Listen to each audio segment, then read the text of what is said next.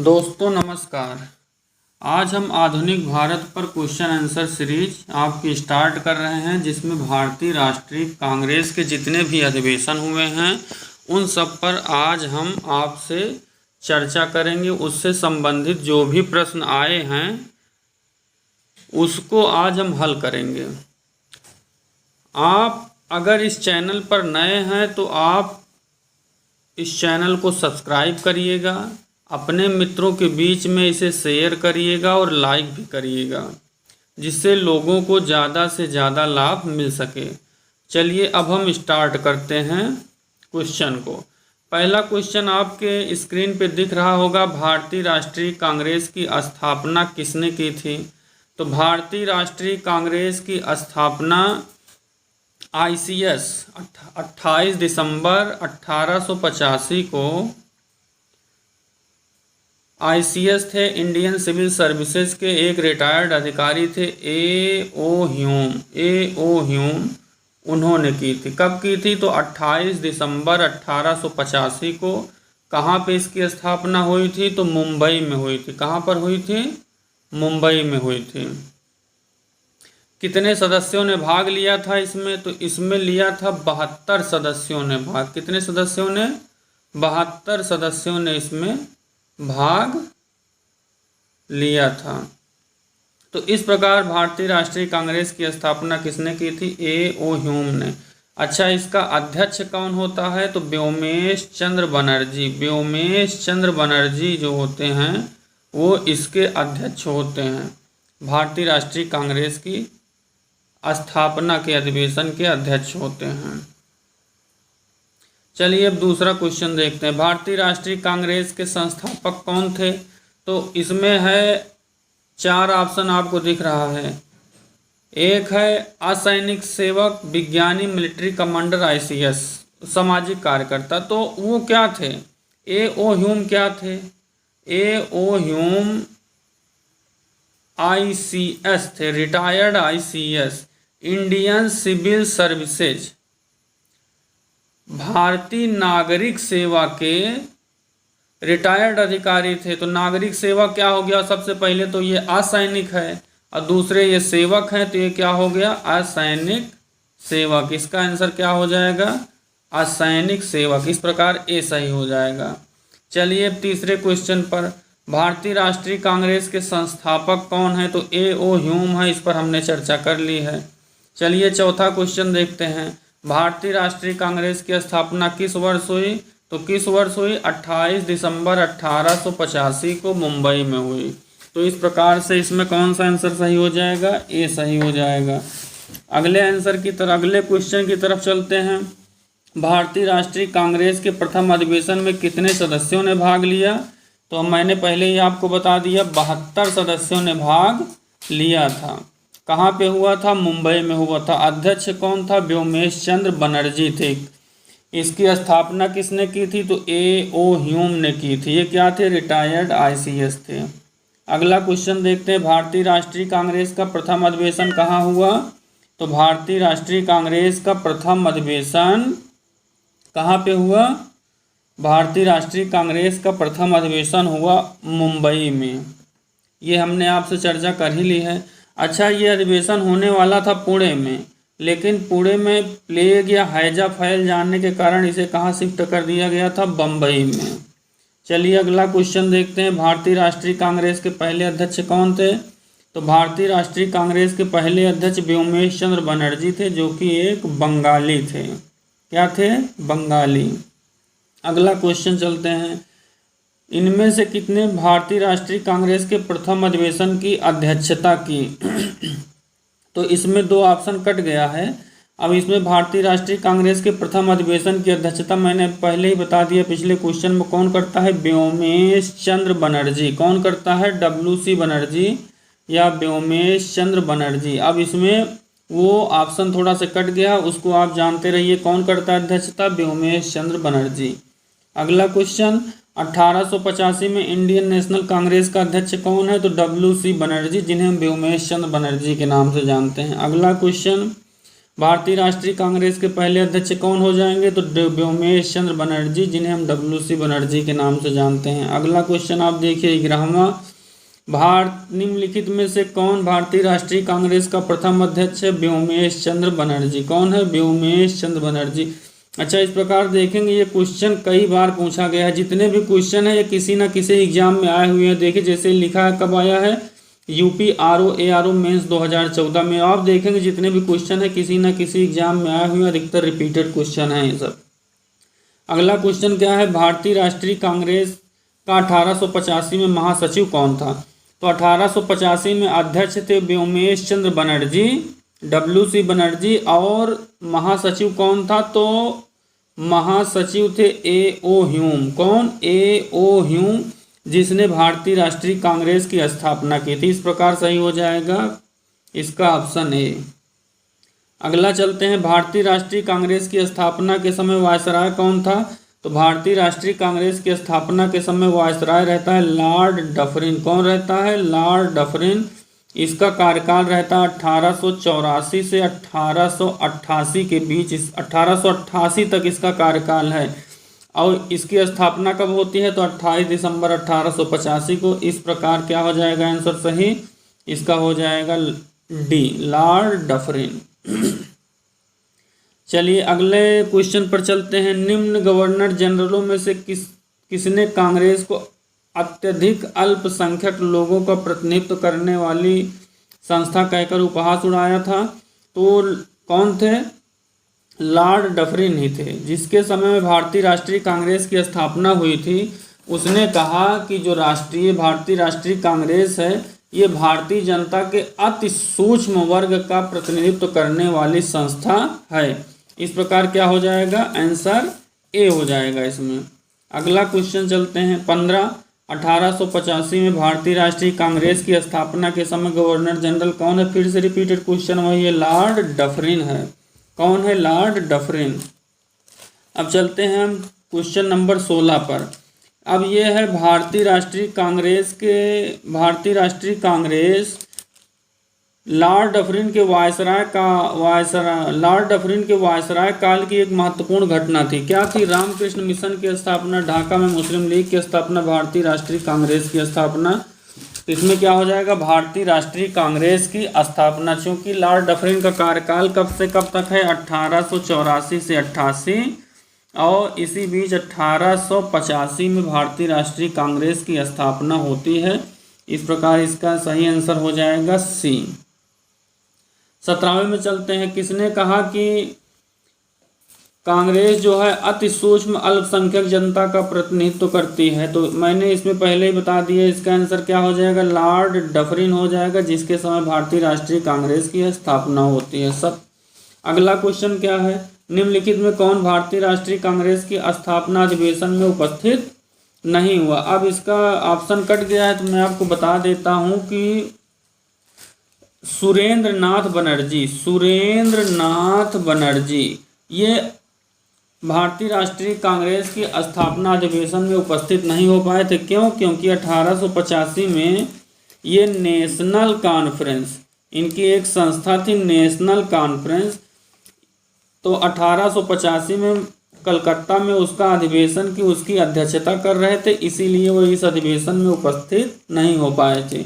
अच्छा, national conference जो थी वो क्या था? तो 1876 में इन्होंने एक संस्था स्थापित की थी, इंडियन एसोसिएशन। यही इंडियन एसोसिएशन 1883 में राष्ट्रीय स्तर पर आयोजन करती है क्या? नेशनल कॉन्फ्रेंस का। इसी की दूसरी आप कह सकते हैं बैठक 1885 में कलकत्ता में हो रही थी, जिसकी अध्यक्षता सुरेंद्र नाथ बनर्जी कर रहे थे, इसीलिए वो इसमें उपस्थित नहीं हो पाए थे। अगला क्वेश्चन क्या है? भारतीय राष्ट्रीय कांग्रेस के दूसरे अधिवेशन की अध्यक्षता किसने की? तो पहले अधिवेशन की अध्यक्षता जहां एक बंगाली व्योमेश चंद्र बनर्जी करते हैं, वहीं दूसरे अधिवेशन की अध्यक्षता एक पारसी होते हैं दादा भाई नौरोजी, जिन्हें grand old man of India के नाम से जानते हैं, उन्होंने की थी। तो दूसरा अधिवेशन हुआ कहाँ था? तो दूसरा अधिवेशन हुआ था कलकत्ता में। कहाँ हुआ था? कलकत्ता में हुआ था। पहला कहाँ हुआ था? मुंबई में। दूसरा अधिवेशन कलकत्ता में। इसकी अध्यक्षता कौन करेगा? दादा भाई नौरोजी। इसमें 434 सदस्यों ने भाग लिया था। अगला क्वेश्चन 20वां है। कांग्रेस के समर्थन प्राप्त करने के लिए 1889 में एक समिति स्थापित की गई। किसकी अध्यक्षता में? तो विलियम डिग्बी की अध्यक्षता में। ये रट लीजिए। 1889 में कांग्रेस की एक समिति लंदन में स्थापित की गई थी। क्यों? क्योंकि वो कांग्रेस के लिए समर्थन जुटाना चाहती थी। इंग्लैंड में किसकी अध्यक्षता में थी? तो विलियम डिग्बी की अध्यक्षता में। 21वां क्वेश्चन। भारतीय राष्ट्रीय कांग्रेस के सर्वप्रथम मुस्लिम अध्यक्ष कौन है? तो आप देखेंगे 1885 में होता है मुंबई में। मुंबई में कौन रहता है? व्योमेश चंद्र बनर्जी। 1886 में रहेगा कलकत्ता में। कलकत्ता में कौन रहेगा? दादा भाई नौरोजी। 1887 में कहाँ होता है? तो 1887 मद्रास में होता है। मद्रास में कौन रहते हैं? बदरुद्दीन तैयब जी। इस प्रकार पहले में बंगाली, दूसरे में पारसी, तीसरे में मुस्लिम है। तो 1887 में मद्रास में जिस अधिवेशन की अध्यक्षता होती है उसकी अध्यक्षता करते हैं कौन? बदरुद्दीन तैयब जी, जो कि प्रथम मुस्लिम माने जाते हैं जिन्होंने किसी भारतीय राष्ट्रीय कांग्रेस अधिवेशन की अध्यक्षता की थी। इस प्रकार इसमें कौन सा सही हो जाएगा? डी। अगला चलते हैं 22वें। भारतीय राष्ट्रीय कांग्रेस का पहला मुस्लिम अध्यक्ष कौन था? तो अभी मैंने चर्चा कर ली, बदरुद्दीन तैयब जी थे। चलिए 23वां क्वेश्चन देखते हैं। भारतीय राष्ट्रीय कांग्रेस की प्रथम महिला अध्यक्ष सरोजिनी नायडू थी। ये बिल्कुल गलत है, क्योंकि प्रथम महिला अध्यक्ष थी 1917 के कलकत्ता अधिवेशन की अध्यक्षता किसने की थी? एनी बेसेंट ने। किसने की थी? एनी बेसेंट ने की थी। इस प्रकार आप देखेंगे कि ये वाला क्वेश्चन आपका, ये वाला जो ऑप्शन है ये गलत हो जाता है। कौन सा? तो यही वाला आप देखेंगे, ये वाला ऑप्शन आपका गलत हो जा रहा है। अब दूसरा देखेंगे। भारतीय राष्ट्रीय कांग्रेस के प्रथम मुस्लिम अध्यक्ष बदरुद्दीन तैयब जी थे। बिल्कुल सही है। प्रथम मुस्लिम अध्यक्ष कौन हो जाएंगे? बदरुद्दीन तैयब जी। तो दूसरा सही हो जाएगा, पहला गलत, क्योंकि पहले में प्रथम महिला अध्यक्ष कौन थी? Annie Besant. जबकि प्रथम मुस्लिम अध्यक्ष कौन थे? बदरुद्दीन तैयब जी थे, जो मद्रास अधिवेशन की अध्यक्षता 1887 में करते हैं। अब चलिए अगला क्वेश्चन देखते हैं। तो 24वां क्वेश्चन आपकी स्क्रीन पर रहा ये। भारतीय राष्ट्रीय कांग्रेस का प्रथम निर्वाचित यूरोपीय अध्यक्ष कौन होता है? जॉर्ज यूल होते हैं। कब चुने जाते हैं? तो इलाहाबाद 1888 में। 1888 के अधिवेशन की अध्यक्षता एक अंग्रेज जॉर्ज यूल करते हैं। तो इस प्रकार इसका कौन सा आंसर सही होगा? बी सही हो जाएगा।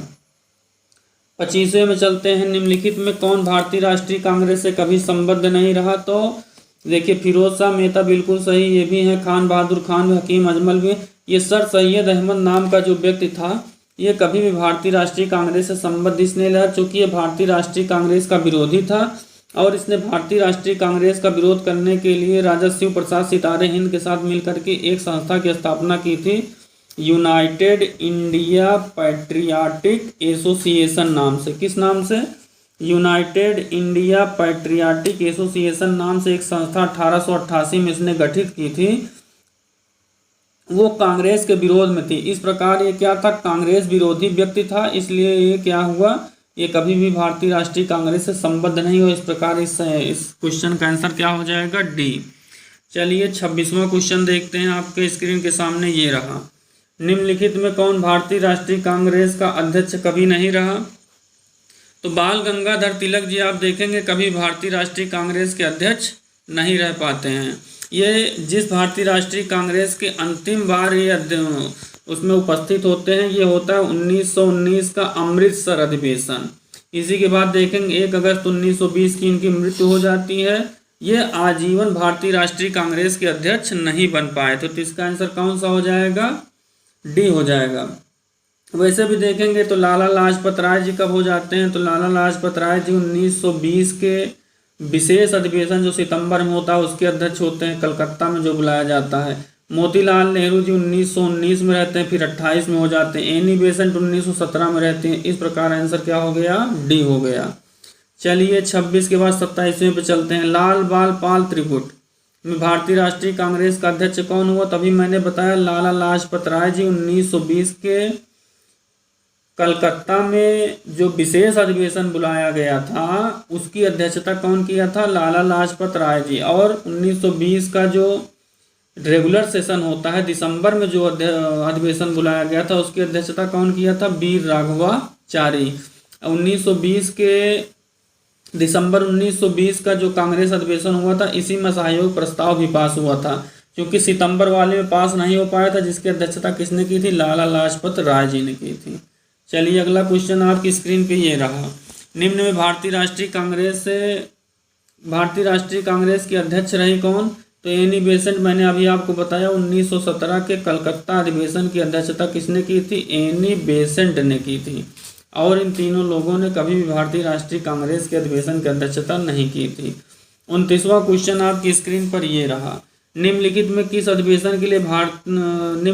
से किस अधिवेशन के लिए कांग्रेस ने पहली बार एक महिला को अध्यक्ष चुना? तो मैंने अभी बताया 1917 का जो अधिवेशन था कलकत्ता में, इसकी अध्यक्षता किसने की थी? एनी बेसेंट ने की थी। किसने की थी? एनी बेसेंट ने इसकी अध्यक्षता की थी। अब चलिए 30वां क्वेश्चन आपकी स्क्रीन पर ये रहा। अखिल भारतीय कांग्रेस की प्रथम महिला अध्यक्ष कौन हो जाएगा? तो एनी बेसेंट हो जाएंगी। कब किया था? तो 1917 के कलकत्ता अधिवेशन की अध्यक्षता इन्होंने की थी। अब चलते 31वें क्वेश्चन पर हम चलते हैं। 31वां क्वेश्चन आपकी स्क्रीन पे ये रहा। निम्न में किसने भारतीय राष्ट्रीय कांग्रेस की प्रथम महिला अध्यक्ष कौन थी? तो श्रीमती एनी बेसेंट। बिल्कुल सही जवाब है आपका ये बी। चलिए 32वां क्वेश्चन आपकी स्क्रीन पे आता है ये। भारतीय राष्ट्रीय कांग्रेस की प्रथम महिला अध्यक्ष कौन थी? तो एनी बेसेंट, 1917 के कलकत्ता अधिवेशन की। अगला क्वेश्चन आपकी स्क्रीन पे रहा ये। भारतीय राष्ट्रीय कांग्रेस की प्रथम महिला अध्यक्ष अभी मैंने आपको बताया एनी बेसेंट, 1917 के कलकत्ता अधिवेशन की। अगला क्वेश्चन आपकी स्क्रीन पे रहा ये। कांग्रेस की प्रथम भारतीय महिला अध्यक्ष। अच्छा, कांग्रेस की प्रथम महिला अध्यक्ष अगर पूछे तो एनी बेसेंट, लेकिन अगर पूछे कांग्रेस की प्रथम भारतीय महिला अध्यक्ष तो सरोजिनी नायडू जी हो जाएंगी। ये कब किया था? 1925 के कानपुर अधिवेशन की अध्यक्षता इन्होंने किया था। किन्होंने? सरोजिनी नायडू जी ने। प्रथम महिला अध्यक्ष तो एनी बेसेंट, प्रथम भारतीय महिला अध्यक्ष तो सरोजिनी नायडू जी ने कब किया था? 1925 के कानपुर अधिवेशन में। अगला क्वेश्चन आपकी स्क्रीन पे ये रहा। इंडियन नेशनल कांग्रेस की प्रथम भारतीय महिला अध्यक्ष मैंने अभी आपको बताया सरोजिनी नायडू। अगला क्वेश्चन ये रहा। भारतीय राष्ट्रीय कांग्रेस का प्रथम अधिवेशन कलकत्ता में हुआ। बिल्कुल गलत। कहाँ हुआ था? मैंने अभी आपको बताया मुंबई में हुआ था। दूसरा क्या है? भारतीय राष्ट्रीय कांग्रेस का दूसरा अधिवेशन दादा भाई नौरोजी की अध्यक्षता में हुआ। बिल्कुल सही, क्योंकि दूसरा अधिवेशन कलकत्ता में हुआ था, जिसकी एक पारसी ने की थी अध्यक्षता। जो पारसी कौन थे? दादा भाई नौरोजी जी थे। तीसरा क्या है? 1916 में मुस्लिम लीग और लखनऊ दोनों एक साथ आके समझौता करते हैं। बिल्कुल सही, चूंकि 1916 में अंबिका चरण मजूमदार ने लखनऊ में जो कांग्रेस का अधिवेशन हुआ था इसकी अध्यक्षता की थी। इसी अधिवेशन में आप देखेंगे तो मुस्लिम लीग और कांग्रेस तथा कांग्रेस में गरम दल और नरम दल ये सभी एक साथ आ जाते हैं। इस प्रकार इसमें सही कौन सा होगा? इसमें सही होगा 2 और 3। तो ये किस में मिल रहा है? सी में। अगला क्वेश्चन आपकी स्क्रीन पे ये रहा। भारतीय राष्ट्रीय कांग्रेस का 27वां अधिवेशन कहाँ हुआ था? तो बांकीपुर बिहार में हुआ था। ये आप जानते रहिए। अगला क्वेश्चन देखिए। निम्नलिखित में से भारतीय राष्ट्रीय कांग्रेस के किस अधिवेशन में बाल गंगाधर तिलक ने अभिव्यक्त किया कि स्वराज मेरा जन्मसिद्ध अधिकार है, मैं इसे लेकर रहूंगा? तो लखनऊ अधिवेशन 1916 में। लखनऊ अधिवेशन 1916 में ही आप देखेंगे तो बाल गंगाधर तिलक और एनी बेसेंट के प्रयासों से गरम दल और नरम दल एक हुए थे, और बाल गंगाधर तिलक तथा जिन्ना के प्रयासों से मुस्लिम लीग और कांग्रेस एक हुए थे। इस प्रकार इसमें क्या हुआ था? इसमें ये चारों लोग एक साथ हो गए थे। और आप देखेंगे इसी में बाल गंगाधर तिलक जी ने कहा था स्वराज मेरा जन्मसिद्ध अधिकार है, मैं इसे लेकर रहूंगा। इसके बाद चलते हैं 39वें क्वेश्चन पे। स्वराज मेरा जन्मसिद्ध अधिकार है, मैं इसे लेकर रहूंगा किसने कहा था? तो बाल गंगाधर तिलक जी ने कहा था 1916 के कांग्रेस अधिवेशन में, जो कहाँ हुआ था? लखनऊ में हुआ था। चलिए 40वां क्वेश्चन स्क्रीन पे रहा। स्वराज मेरा जन्मसिद्ध अधिकार है, मैं इसे लेकर रहूंगा। अभी मैंने आपको बताया बाल गंगाधर तिलक जी। चलिए 41वां क्वेश्चन। स्वराज मेरा जन्मसिद्ध अधिकार है, मैं इसे पाकर रहूंगा किसने कहा? बाल गंगाधर तिलक जी ने। अगला क्वेश्चन आपकी स्क्रीन पे ये रहा। निम्नलिखित में किसने कहा कि स्वराज मेरा जन्मसिद्ध अधिकार है? बाल गंगाधर तिलक जी ने। देखिए क्वेश्चन कई बार रिपीट हुए हैं, लेकिन मैं इसको स्किप नहीं कर रहा हूँ, एक एक क्वेश्चन बार बार बता रहा हूँ कि आपके दिमाग में सेट हो जाए चीज़ें। अब 43वां क्वेश्चन आप देखेंगे, सरोजिनी नायडू कांग्रेस की अध्यक्षता करने वाली प्रथम महिला थी। ये बिल्कुल गलत है, क्योंकि कांग्रेस की अध्यक्षता करने वाली प्रथम महिला एनी बेसेंट थी। हाँ, प्रथम भारतीय महिला सरोजिनी नायडू थी, लेकिन प्रथम महिला की बात की जाए तो कौन हो जाएंगी? Annie Besant. कौन? Annie Besant. सीआर दास देखिए, जब असहयोग आंदोलन शुरू होता है तो 1921 में इनको अध्यक्ष नामित हुए थे कि 1921 के भारतीय राष्ट्रीय कांग्रेस की अध्यक्षता कौन करेंगे? सीआर दास। लेकिन सीआर दास 1921 में जेल में थे, इसलिए 1921 के अधिवेशन की अध्यक्षता कौन करते हैं? तो कौन करेगा? उस समय करेंगे हकीम अजमल खान। तीसरा देखिए, तो तीसरे में एलन ऑक्टेवियन होम प्रथम ब्रिटिश नागरिक थे जो कांग्रेस अध्यक्ष बने। गलत। प्रथम ब्रिटिश नागरिक कौन था? तो जॉर्ज यूल थे, जो इलाहाबाद में बने थे। अल्फ्रेड बेड 1894 के कांग्रेस के अध्यक्ष हैं, बिल्कुल सही थी। इस प्रकार देखेंगे 2 और 4 आपको सही दिख रहे हैं, 2 और 4। सीआर दास कांग्रेस अध्यक्ष के रूप में कार्य किया तो जेल में थे, बिल्कुल 1921 में ये जेल में थे और ये नामित हुए थे, लेकिन इनके स्थान पर अध्यक्षता किसने की? हकीम अजमल ने। अल्फ्रेड बेड 1894 में कांग्रेस के अध्यक्ष थे, ये भी बिल्कुल सही है। और एलन ऑक्टेवियन होम, जिन्हें हम ए.ओ. ह्यूम कहते हैं, ये अध्यक्ष कभी नहीं रहे, ये महासचिव थे। इस प्रकार 2 और 4 इसमें सही हो जाएंगे। चलिए अगला क्वेश्चन 44वां आपकी स्क्रीन पे ये रहा। किसने कहा कि कांग्रेस आंदोलन ना तो लोगों द्वारा प्रेरित था और ना ही उनके द्वारा सोचा योजनाबद्ध किया गया था? तो ये रट लीजिए, लाला लाजपत राय जी ने कहा था। 45वां क्वेश्चन आपकी स्क्रीन पर, किसने कहा कि कांग्रेस पतन के लिए लड़खड़ा रही है और मेरी सबसे बड़ी अभिलाषा कि जब तक मैं भारत में रहूं शांतिपूर्ण मृत्यु में सहयोग कर सकूं? तो ये कर्जन ने कहा था, क्योंकि कांग्रेस की लोकप्रियता से ये बौखला गया था और उसी हड़बड़ाहट में इसने क्या कहा कि कांग्रेस अपने पतन के लिए लड़खड़ा रही है और भारत में रहते हुए मेरी अंतिम इच्छा है कि मैं इसके शांतिपूर्ण मृत्यु में सहयोग कर सकूं। अगला क्वेश्चन 46वां क्वेश्चन, अब आपको चलना पड़ेगा पीडीएफ में, ये रहा 46वां। अध्यक्षीय संबोधन के समय जिस कांग्रेस अध्यक्ष ने हिंदी भाषा और रोमन लिपि के लिए वकालत की वो कौन थे? तो सुभाष बाबू थे। 1938 के हरपुरा अधिवेशन की जब इन्होंने अध्यक्षता की थी तो इसी में सर्वप्रथम इन्होंने हिंदी भाषा के लिए रोमन लिपि लागू करने की वकालत की थी। 47वां क्वेश्चन देखिए, भारतीय स्वतंत्रता प्राप्ति के समय किसने सुझाव दिया था कि भारतीय राष्ट्रीय कांग्रेस को समाप्त कर दिया जाए? तो वो कौन हो सकते हैं? आपके चिर परिचित बापू जी, जिन्हें महात्मा गांधी जी के नाम से भी जानते हैं। महात्मा गांधी जी तो इनका नाम ही था, इन्हें आप बापू के नाम से भी जानते हैं।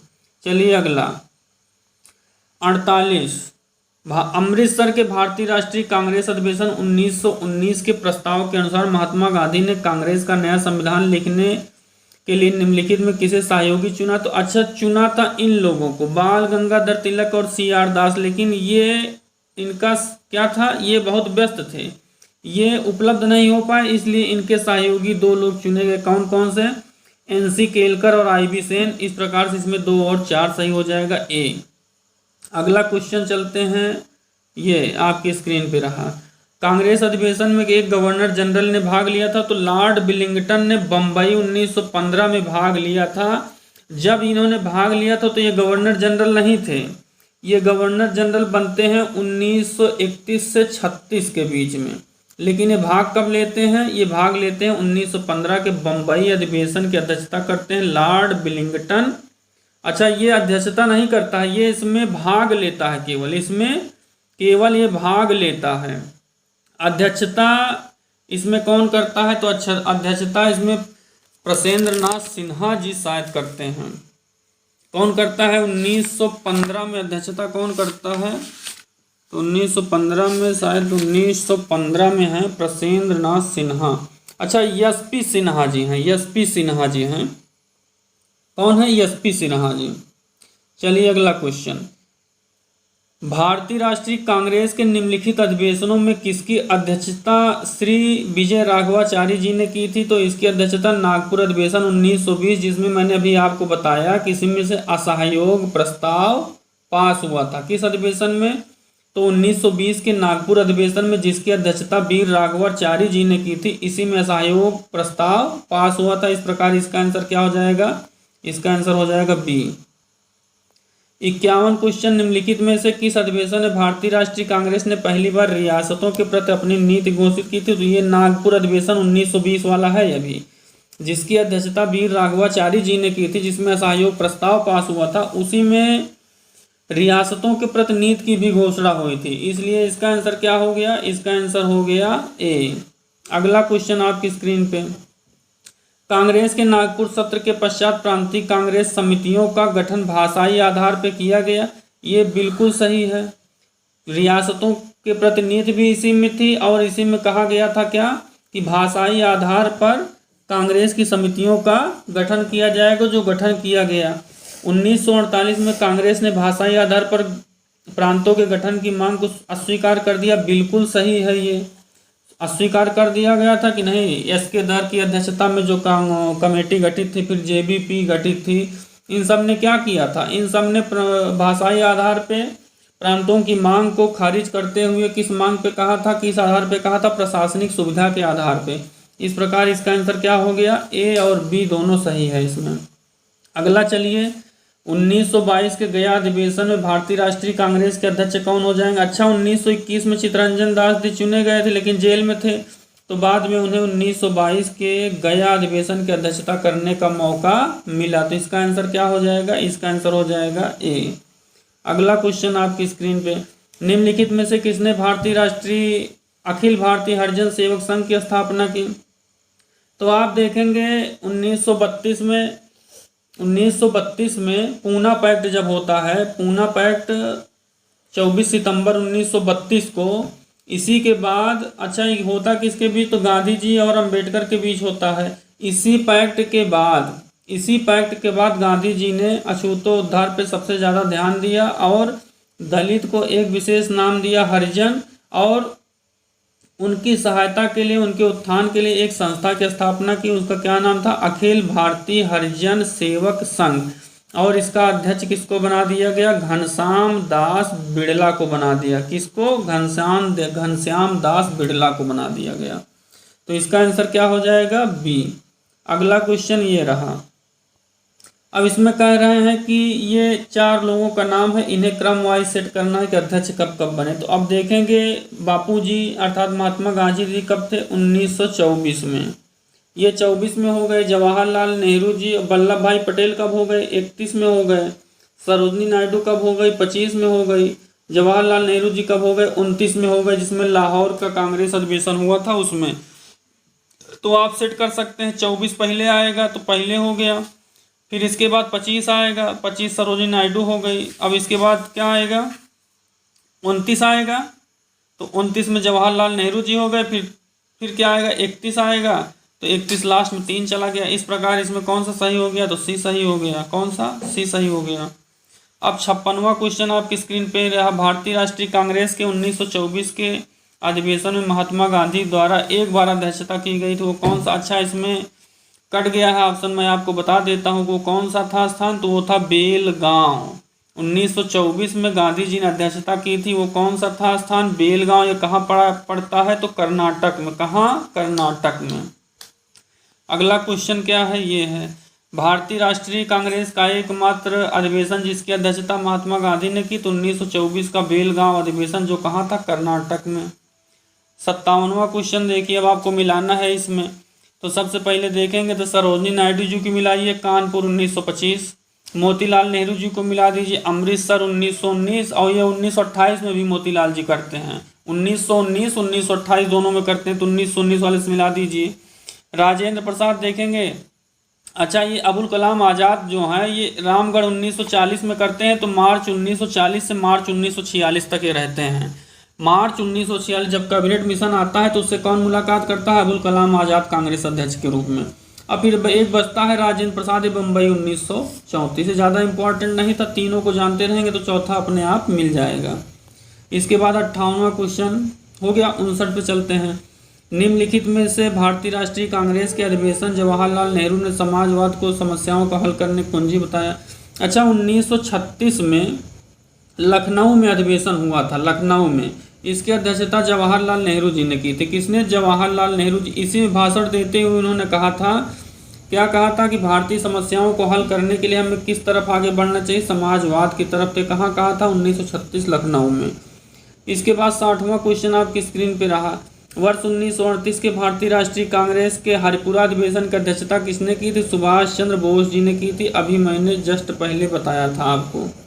अब 60 क्वेश्चन हो गया। चलिए PDF चेंज करते हैं। ये रहा 61वां क्वेश्चन। वर्ष 1938 के भारतीय राष्ट्रीय कांग्रेस का अध्यक्ष किसे चुना गया? सुभाष चंद्र बोस को। अगला क्वेश्चन देखिए 62वां क्वेश्चन। भारतीय राष्ट्र इनमें से कौन सबसे कम आयु के भारतीय राष्ट्रीय कांग्रेस के अध्यक्ष हैं? तो अबुल कलाम आज़ाद हैं। ये 1923 में दिल्ली में विशेष अधिवेशन हुआ था। इसी में सर्वप्रथम इन्होंने अध्यक्षता की थी और उस समय ये क्या हुए? ये सबसे कम उम्र के भारतीय राष्ट्रीय कांग्रेस के अध्यक्ष बनने वाले व्यक्ति बन गए। तो इसका आंसर क्या हो जाएगा? बी हो जाएगा। 63वां क्वेश्चन फिर से आपको मिलाना है। तो सुभाष चंद्र बोस हरिपुरा 1938। अच्छा, सुभाष चंद्र बोस 1938 हरिपुरा और 1939 त्रिपुरी 2 की अध्यक्षता करते हैं। तो सुभाष चंद्र बोस मिल ही जाएंगे। सरोजिनी नायडू कानपुर 1925 ये भी मिल जाएंगी। यमे अंसारी 1927 मद्रास।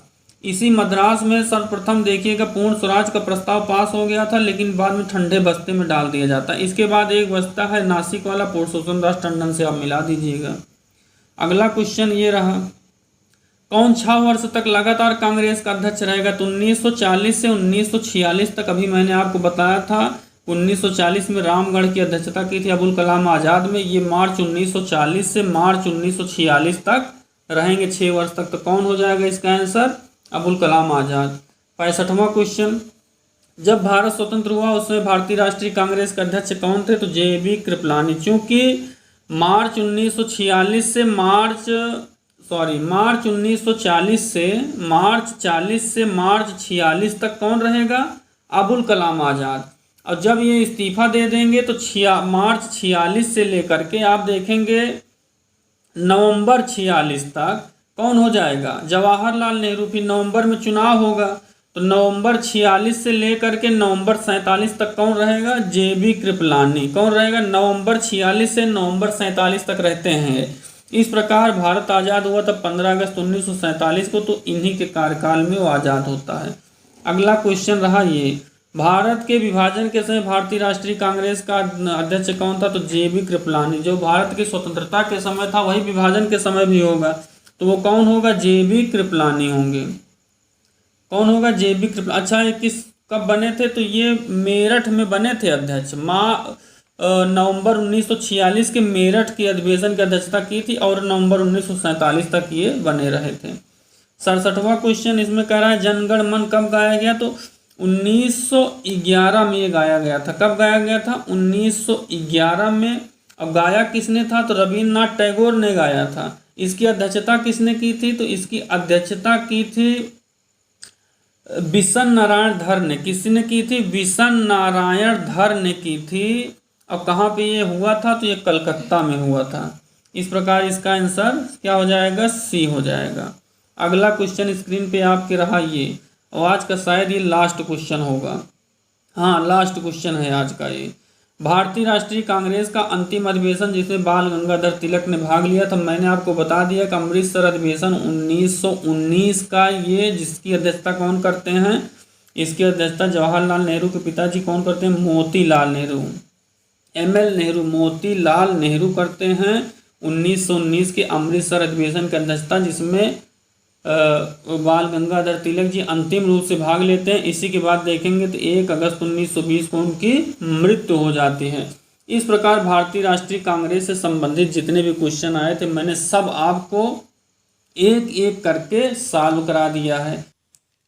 अब हम अगले चैप्टर की शुरुआत करते हैं, कांग्रेस में गरम दल और नरम दल। इससे संबंधित जो भी क्वेश्चन आए हैं अब उस पर हम आपसे बातचीत करेंगे। तो पहला क्वेश्चन क्या है? महात्मा गांधी के पदार्पण के पूर्व भारतीय राष्ट्रीय आंदोलन की दिशा को निम्नलिखित में से किन अंतर्राष्ट्रीय घटनाओं ने प्रभावित किया? तो सबसे पहले देखेंगे 1898 में इटली और अबिसीनिया का युद्ध।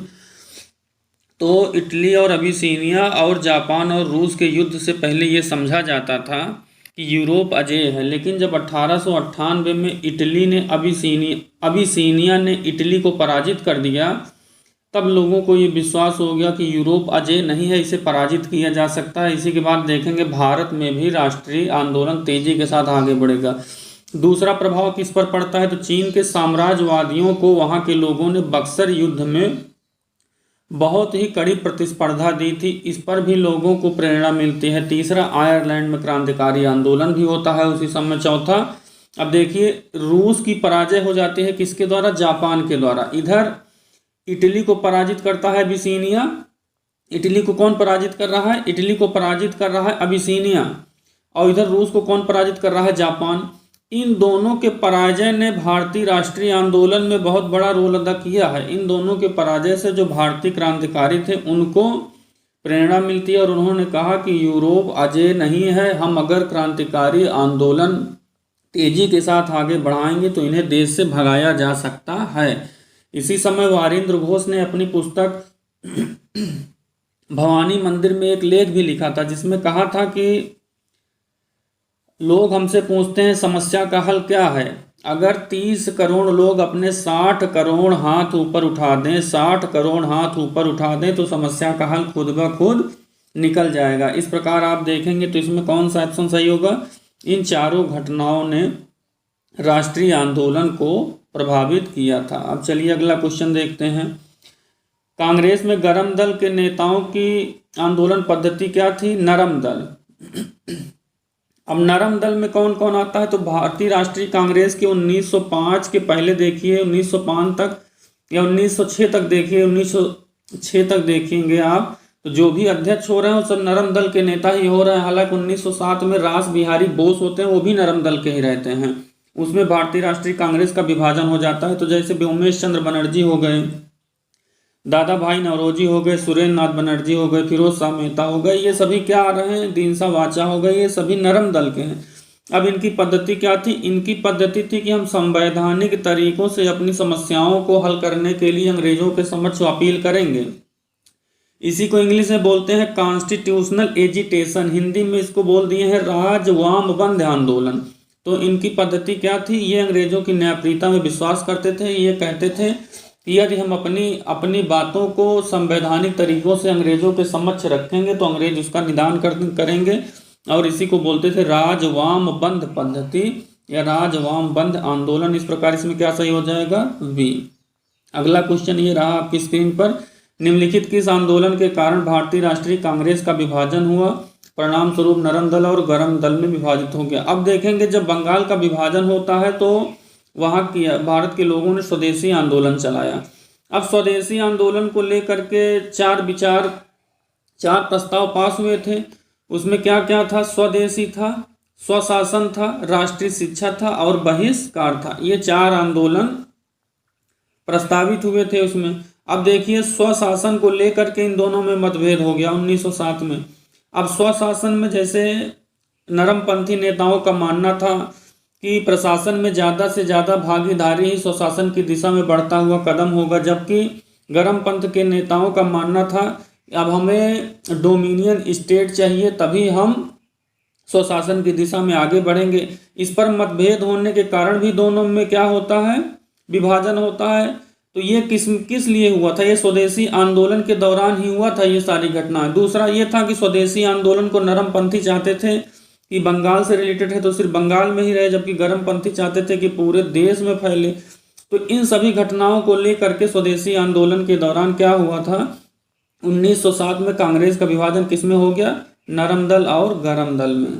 अगला क्वेश्चन आपकी स्क्रीन पे ये रहा, अधिकतम नरमपंथी नेता कहाँ से थे, तो अधिकतम नरमपंथी नेता शहरों से थे, क्योंकि वो पढ़े लिखे लोग थे। अधिकतर पत्रकार थे, आप देखेंगे वकील थे, डॉक्टर थे, अवकाश प्राप्त न्यायाधीश थे। तो ये लोग कहाँ रहते थे, ये लोग शहरों में रहते थे। इस प्रकार इसका आंसर क्या हो जाएगा, बी हो जाएगा। अगला क्वेश्चन आपकी स्क्रीन पे रहा, निम्नलिखित में से किसने 1904 से लगातार स्वशासन की मांग पर बल देने का प्रयास किया, तो ये हो जाएंगे दादा भाई नौरोजी। दादा भाई नौरोजी ने शुरू से ही मतलब 1904 सन से ही स्वशासन की मांग पर जोर देने का प्रयास किया। 1905 में जब बनारस में गांधी जी के गुरु गोपाल कृष्ण गोखले अध्यक्षता करते हैं बनारस में, तो वहाँ पर भी स्वशासन पर सर्वप्रथम बातचीत कौन करता है, तो करते हैं दादा भाई नौरोजी जी। इस प्रकार इसका आंसर क्या हो जाएगा, इसका हो जाएगा डी। अगला क्वेश्चन है ये, निम्नलिखित में कौन उग्रपंथी नेता नहीं था, तो उग्रपंथी में मुख्यतः 4 नेता माने जाते थे, लाल, बाल, पाल और अरविंद घोष। लाल मतलब लाल मतलब लाला लाजपत राय, बाल मतलब बाल गंगाधर तिलक, पाल मतलब विपिन चंद्र पाल, ए माने अरविंद घोष। ये चारों नेता क्या हैं, उग्रपंथी हैं। बाकी और लोगों को हम नरमपंथी मान सकते हैं। तो इसमें कौन से उग्रपंथी नेता नहीं हुए, इसमें कौन से उग्रपंथी नेता नहीं था, तो आप देख सकते हैं गोपाल कृष्ण गोखले। गोपाल कृष्ण गोखले जो थे वो नरमपंथी थे। क्या थे, नरमपंथी। अच्छा, 1905 तक ये लाल बाल पाल माने जाते थे, लेकिन इसी में देखेंगे जो क्रांतिकारी आंदोलन से जुड़े हुए लोग हैं, जिन्होंने बम और बंदूकों का सहारा लेकर अंग्रेजों को भगाने की कोशिश की, वो भी गरम पंथ में ही माने जाते हैं। तो उसमें देखेंगे बाल गंगाधर तिलक तो लाल बाल पाल अरविंदो घोष के अंतर्गत आ जाते हैं। उधम सिंह क्या 1940 में इन्होंने हत्या कर दी, किसकी, तो जलियांवाला बाग हत्याकांड का जो अभियुक्त था, 2 थे, एक माइकल ओडायर था, एक जनरल डायर था। जिसने माइकल ओडायर की हत्या की थी। और मदन लाल ढींगरा ने भी क्या की थी, मदन लाल ढींगरा ने भी हत्या की थी अंग्रेजों की। इस प्रकार से ये सब उग्रपंथी हो गए। और बसता कौन है, तो गोपाल कृष्ण गोखले। गोपाल कृष्ण गोखले गांधी जी के गुरु थे। इस प्रकार ये नरमपंथी में आ जाएंगे। अब अगला क्वेश्चन आपकी स्क्रीन पे ये रहा 7वां, निम्नलिखित में से उग्र राष्ट्रवाद के उल्लेखनीय नेताओं में से कौन नहीं था, तो गोपाल कृष्ण गोखले। अभी मैंने आपको बता दिया क्यों नहीं रहेंगे, क्योंकि गांधी जी के गुरु हैं। गांधी जी खुद ही नरमपंथी थे, तो इनके गुरु नरमपंथी ही रहे होंगे। अब बाल गंगाधर तिलक, लाला लाजपत राय, विपिन चंद्र पाल, ये लाल बाल पाल के अंतर्गत आते हैं। ये उग्र राष्ट्रवाद का नेतृत्व कर रहे थे। इस प्रकार इसका आंसर क्या हो जाएगा, ए। अब अगला क्वेश्चन आपकी स्क्रीन पे रहा ये 8वां, निम्नलिखित में से उग्रपंथी नेता नहीं था, तो कौन, गोपाल कृष्ण गोखले जी क्या थे, उग्रपंथी नेता नहीं थे। तो इस प्रकार इसका आंसर हो जाएगा डी। अगला क्वेश्चन ये रहा, भारतीय राष्ट्रीय कांग्रेस पर किसने प्रार्थना, याचना और विरोध की राजनीति करने का आरोप लगाया, तो प्रार्थना और याचना ये सब किसने कहा था, बाल गंगाधर तिलक ने कहा था। 3 दिन का जो अधिवेशन होता था, इसे बाल गंगाधर तिलक ने क्या कहा, ये कहा कि पिकनिक स्पॉट है। क्या है, पिकनिक स्पॉट है। और इनकी जो मांग थी उसे कहा कि ये राजनीतिक भिक्षावृत्ति है। उन्होंने कहा कि दया याचना करने वाली संस्था है, ये भिक्षावृत्ति मांगने वाली संस्था है। किसने कहा, बाल गंगाधर तिलक जी ने कहा। अगला क्वेश्चन स्क्रीन पर आपकी ये रहा, किसने अनुनय, विनय और विरोध की राजनीति का आरोप लगाया। फिर से वही क्वेश्चन रिपीटेड है, बाल गंगाधर तिलक। अगला क्वेश्चन ये रहा आपकी स्क्रीन पर, कांग्रेस की प्रार्थना और याचना की नीति अंततोगत्वा किसके नेतृत्व में समाप्त होगी, तो बाल गंगाधर तिलक के नेतृत्व में। क्योंकि इन्होंने ही कहा था कि ये याचना मांगने वाली, प्रार्थना करने वाली संस्था है, बेगिंग पॉलिटिकल मेंडिकेंसी है, राजनीतिक भिक्षावृत्ति है। इनकी जो मांग है इसको क्या कहा, राजनीतिक भिक्षावृत्ति है। तो किसके नेतृत्व में समाप्त होगा, जो कह रहा है कि ये है तो वही समाप्त भी कर रहा है। तो कौन है, बाल गंगाधर तिलक जी हैं। इस प्रकार इसका आंसर भी हो गया।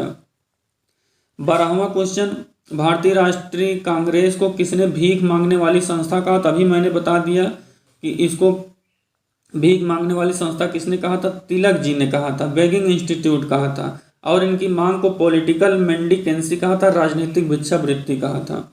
अगला क्वेश्चन आपकी स्क्रीन पे ये रहा, भारतीय राष्ट्रीय आंदोलन में गर्मपंथियों का नेतृत्व प्रभाव, गर्मपंथियों के प्रभावाधीन में कब आएगा, तो 1906 के बाद।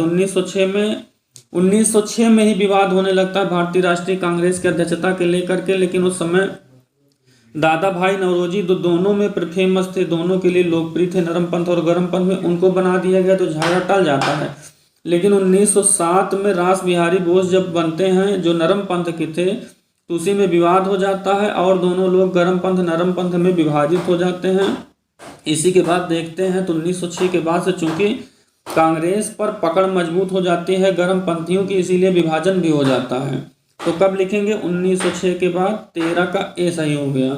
14वां क्वेश्चन आपकी स्क्रीन पे ये रहा, निम्न में से कौन सा नेता कांग्रेस की गर्म दल से संबंधित था? तो अरबिंदो घोष, मैंने अभी बताया लाल बाल पाल और अरबिंदो घोष ये माने जाते हैं। इस प्रकार इसका आंसर ए हो गया।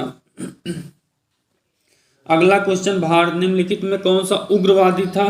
तो उग्रवादी में कौन आ जाएगा? तो मैंने अभी आपको बताया था लाल बाल पाल और अरबिंदो घोष। इसमें लाल से लाला लाजपत राय, बाल से बाल गंगाधर तिलक, पाल से बिपिन चंद्र पाल। तो बिपिन चंद्र पाल का नाम आ रहा है, तो इसमें आंसर हो जाएगा सी।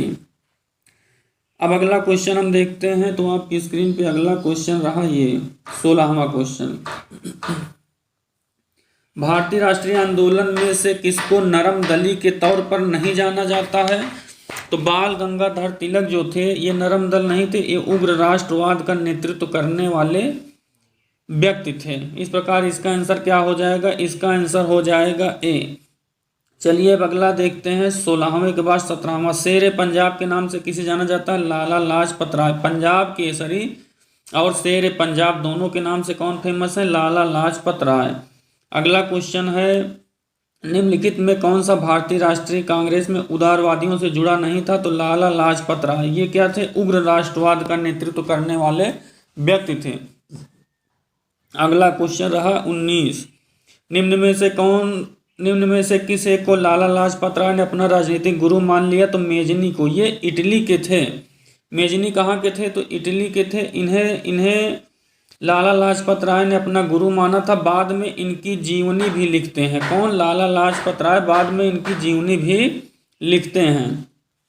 तो अगला क्वेश्चन देखिए, उन्होंने मेजनी, गैरीबाल्डी, शिवाजी कृष्ण की जीवनी लिखी और अमेरिका में कुछ समय के लिए रहे तथा केंद्रीय सभा के सदस्य रहे। कौन? लाला लाजपत राय। क्योंकि लाला लाजपत राय ने मेजनी को अपना गुरु माना था और इनकी जीवनी भी लिखी थी। उनके साथ कुछ और लोगों की जीवनी लिखी, जैसे गैरीबाल्डी, शिवाजी, भगवान श्री कृष्ण, इन सब की भी जीवनी लिखी थी। 21वां क्वेश्चन, मध्यम मार्गी नहीं था। तो मध्यम मार्गी कौन नहीं होगा? लाल बाल पाल, अरविंद घोष। इसमें बाल गंगाधर तिलक जी मुख्य हैं।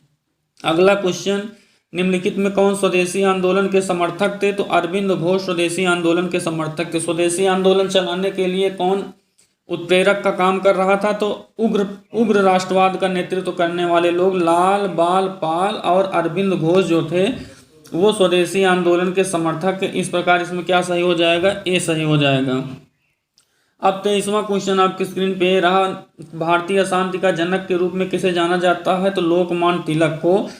वैलेंटाइन सिरोल ने क्या कहा था? भारतीय अशांति का जनक किसे कहा था? तो बाल गंगाधर तिलक जी को कहा था। किसने कहा था? वैलेंटाइन सिरोल ने कहा था। इस प्रकार क्या हो जाएगा? आंसर सी हो जाएगा। अगला देखते हैं, बाल गंगाधर तिलक को भारतीय अशांति का जनक किसने कहा? तो वैलेंटाइन सिरोल ने कहा। किसने कहा? वैलेंटाइन सिरोल ने कहा भारतीय अशांति का जनक।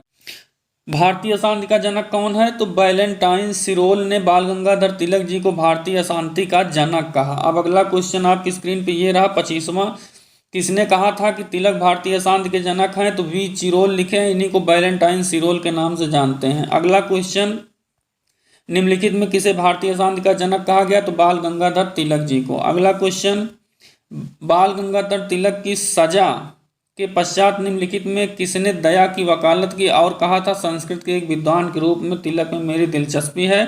तो ये जर्मनी के विद्वान थे मैक्स मूलर। इन्हें आप याद करिएगा, ये तिलक के फेवर में बोले थे जब उनको सजा हो गई थी। अब अगला क्वेश्चन आपकी स्क्रीन पे ये रहा, बाल गंगाधर तिलक लोकमान्य के रूप में जाने लगे कब? सरकार ने इन्हें रैंड एवं आयस्ट केस में जब अभियुक्त बनाया तब।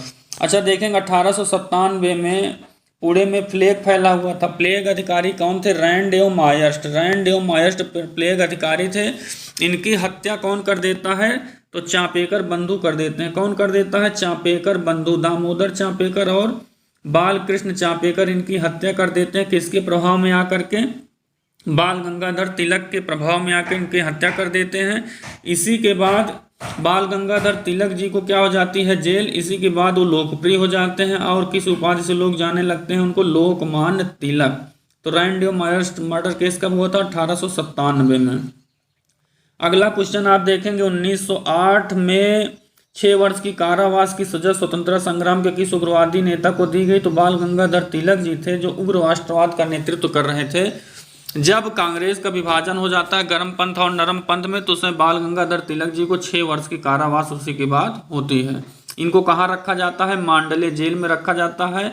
वहीं मांडले जेल में इन्होंने Arctic home of the Aryans और गीता रहस्य नामक पुस्तकें भी लिखी थी। अगला क्वेश्चन आपकी स्क्रीन पे रहा ये 30वां क्वेश्चन। 1908 में बाल गंगाधर तिलक को कितने वर्ष की सजा होती है? तो 6 वर्ष की सजा होती है। 6 वर्ष की सजा काट के मांडले जेल से आते हैं, तब ये उग्र राष्ट्रवाद से नरम पंथ की ओर प्रभावित हो जाते हैं। फिर होम रूल आंदोलन भी ये चलाएंगे। तो 30 क्वेश्चन हो गया। चलिए 31वां क्वेश्चन देखते हैं। अब 31वां क्वेश्चन क्या है? 31वां क्वेश्चन है, भारत के स्वतंत्रता आंदोलन के प्रारंभिक दौर में उग्रवादी विचारधारा को निम्नलिखित में से कौन सा एक निरूपित करता है? तो उग्रवादी विचारधारा वाले जो लोग थे, अब उनमें क्या था? तो उनका कहना था कि हमें याचना और प्रार्थना के स्थान पे क्या करना चाहिए? एजिटेशन करना चाहिए, हमें आंदोलन करना चाहिए, हमें बेगिंग नहीं करनी चाहिए, हमें भीख नहीं मांगना चाहिए उनसे। तो इसमें कौन सा ऑप्शन सही हो जाएगा? आप देखेंगे संवैधानिक साधनों और याचिकाओं के स्थान पर आक्रामक साधनों से स्वशासन प्राप्त करना। अब जो नरमपंथी नेता थे उनका क्या था? उनका अंग्रेजों में विश्वास था। उनको मानना था कि अंग्रेज न्यायप्रिय हैं, अगर हम संवैधानिक साधनों के माध्यम से अपनी बातों को अंग्रेजों तक पहुंचाएंगे तो वो निराकरण करेंगे। लेकिन उग्रपंथी नेताओं का मानना था कि हमें उनके समक्ष संवैधानिक साधनों का यूज न करके उनके खिलाफ सशक्त आंदोलन चलाना चाहिए। तो इस प्रकार क्या हो जाएगा? संवैधानिक साधनों तथा याचिकाओं के स्थान पे आक्रामक साधनों से स्वशासन प्राप्त करना, ये किसका हो जाएगा? उग्रवादी विचारधारा के लोगों का। इस प्रकार इसका आंसर क्या हो जाएगा? तो इसका आंसर हो जाएगा बी। अब अगला देखते हैं 32वां क्वेश्चन आपकी स्क्रीन पर रहा। भारतीय मुसलमान सामान्य रूप से उग्रवादी आंदोलन की ओर आकर्षित नहीं हुए, इसका कारण क्या था? तो आप देखेंगे सर्वप्रथम उग्रवादी आंदोलन स्टार्ट बड़े पैमाने पर होता है किसमें? जब स्वदेशी आंदोलन चलाया जाता है। स्वदेशी आंदोलन में हिंदुओं ने बंगाल का विभाजन के विरोध में सर्वप्रथम क्या किया? तो जिस दिन बंगाल का विभाजन हुआ उस दिन काला दिवस मनाया। इसके बाद उन्होंने क्या किया? गंगा स्नान किया, दुर्गा पूजा किया, काली पूजा किया, एक दूसरे को राखी बांधी। ये सब क्या हुआ? उस समय के मुसलमानों को बहुत ही बुरा लगा। उन्होंने कहा कि ये देश को स्वशासन की दिशा में आगे बढ़ाने के लिए आंदोलन नहीं हो रहा है, बल्कि एक हिंदू राष्ट्र बनाने की दिशा में कदम बढ़ाया जा रहा है। इसीलिए उन्होंने क्या किया? अपने को आंदोलन से अलग कर लिया। तो उग्रवादियों की हिंदू अतीत का राग अलापने की नीति। अब उन्होंने क्या किया? तो वो जिस संस्कार में पले हुए लोग थे हिंदू, उसी के तहत वे आंदोलन को आगे बढ़ा रहे थे, जो मुसलमानों को बुरा लगा। इसीलिए वे अपने आप को क्या कर लिया? अलग कर लिया। अब अगला क्वेश्चन देखते हैं 33वां। बाल गंगाधर तिलक सांप्रदायिकतावादी थे? बिल्कुल गलत है, और सांप्रदायिकतावादी बिल्कुल नहीं थे। उन्होंने धर्म का राजनैतिक अस्त्र के रूप में प्रयोग किया? बिल्कुल किया, क्योंकि तिलक उत्सव और शिवाजी उत्सव उन्होंने मना करके लोगों की वहाँ भीड़ जमा की और उन्हें अंग्रेजों के खिलाफ आंदोलन के लिए तैयार भी किया। इस प्रकार उन्होंने क्या किया? उन्होंने धर्म का राजनीतिक अस्त्र के रूप में प्रयोग किया। तो इसका आंसर क्या हो जाएगा? ए गलत है, आर बिल्कुल सही है। 34वां क्वेश्चन स्क्रीन पर आपकी ये रहा। महाराष्ट्र में गणपति पर्व का श्री गणेश किसने किया? तो गणपति पर्व और शिवाजी पर्व दोनों को किसने मनाया? तो बाल गंगाधर तिलक जी ने मनाया। इस प्रकार इसका आंसर ए सही हो जाएगा। 35वां क्वेश्चन, निम्नलिखित में किसने महाराष्ट्र में गणपति उत्सव का ऐसा कायाकल्प किया कि राष्ट्रीय उत्सव हो गया और उसका स्वरूप राजनैतिक हो गया? तो बाल गंगाधर तिलक जी ने किया, जो मैंने अभी बताया आपको। 36वां क्वेश्चन, महात्मा गांधी के साथ निम्न मुसलमानों में किसने बाल गंगाधर तिलक जी की अर्थी उठाई थी? तो अली बंधुओं के नाम से फेमस 2 भाई थे, मोहम्मद अली और शौकत अली। इन्होंने क्या किया? इन्होंने आगे देखेंगे तो खिलाफत आंदोलन को लीड किया था। लीड तो गांधी जी ने किया था, लेकिन स्टार्ट इन्होंने ही किया था। इन्हीं में छोटे भाई थे इनके शौकत अली बंधुओं में। इन्होंने जब तिलक जी की मृत्यु हो गई थी तो उनकी अर्थी को कांधा दिया था किसने? शौकत अली ने किया था। तो ये देखेंगे आप, कांग्रेस का जो नरम पंथ और गरम पंथ, मतलब नरम दल और गरम दल से संबंधित जितने क्वेश्चन थे उसको मैंने अभी सॉल्व करा दिया है, अब हम चलेंगे अगले चैप्टर पे।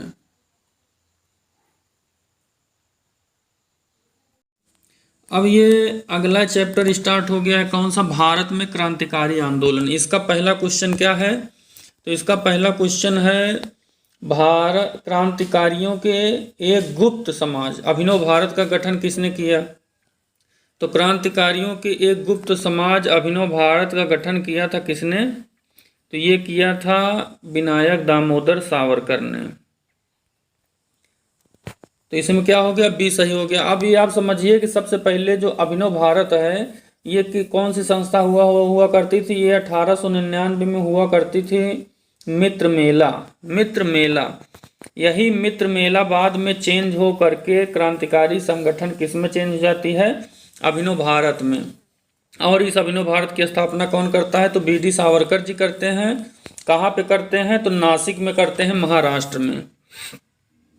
अगला क्वेश्चन है, अभिनव भारत से कौन संबंधित है? तो अभिनव भारत का गठन किसने किया था? बी.डी. सावरकर जी ने किया था।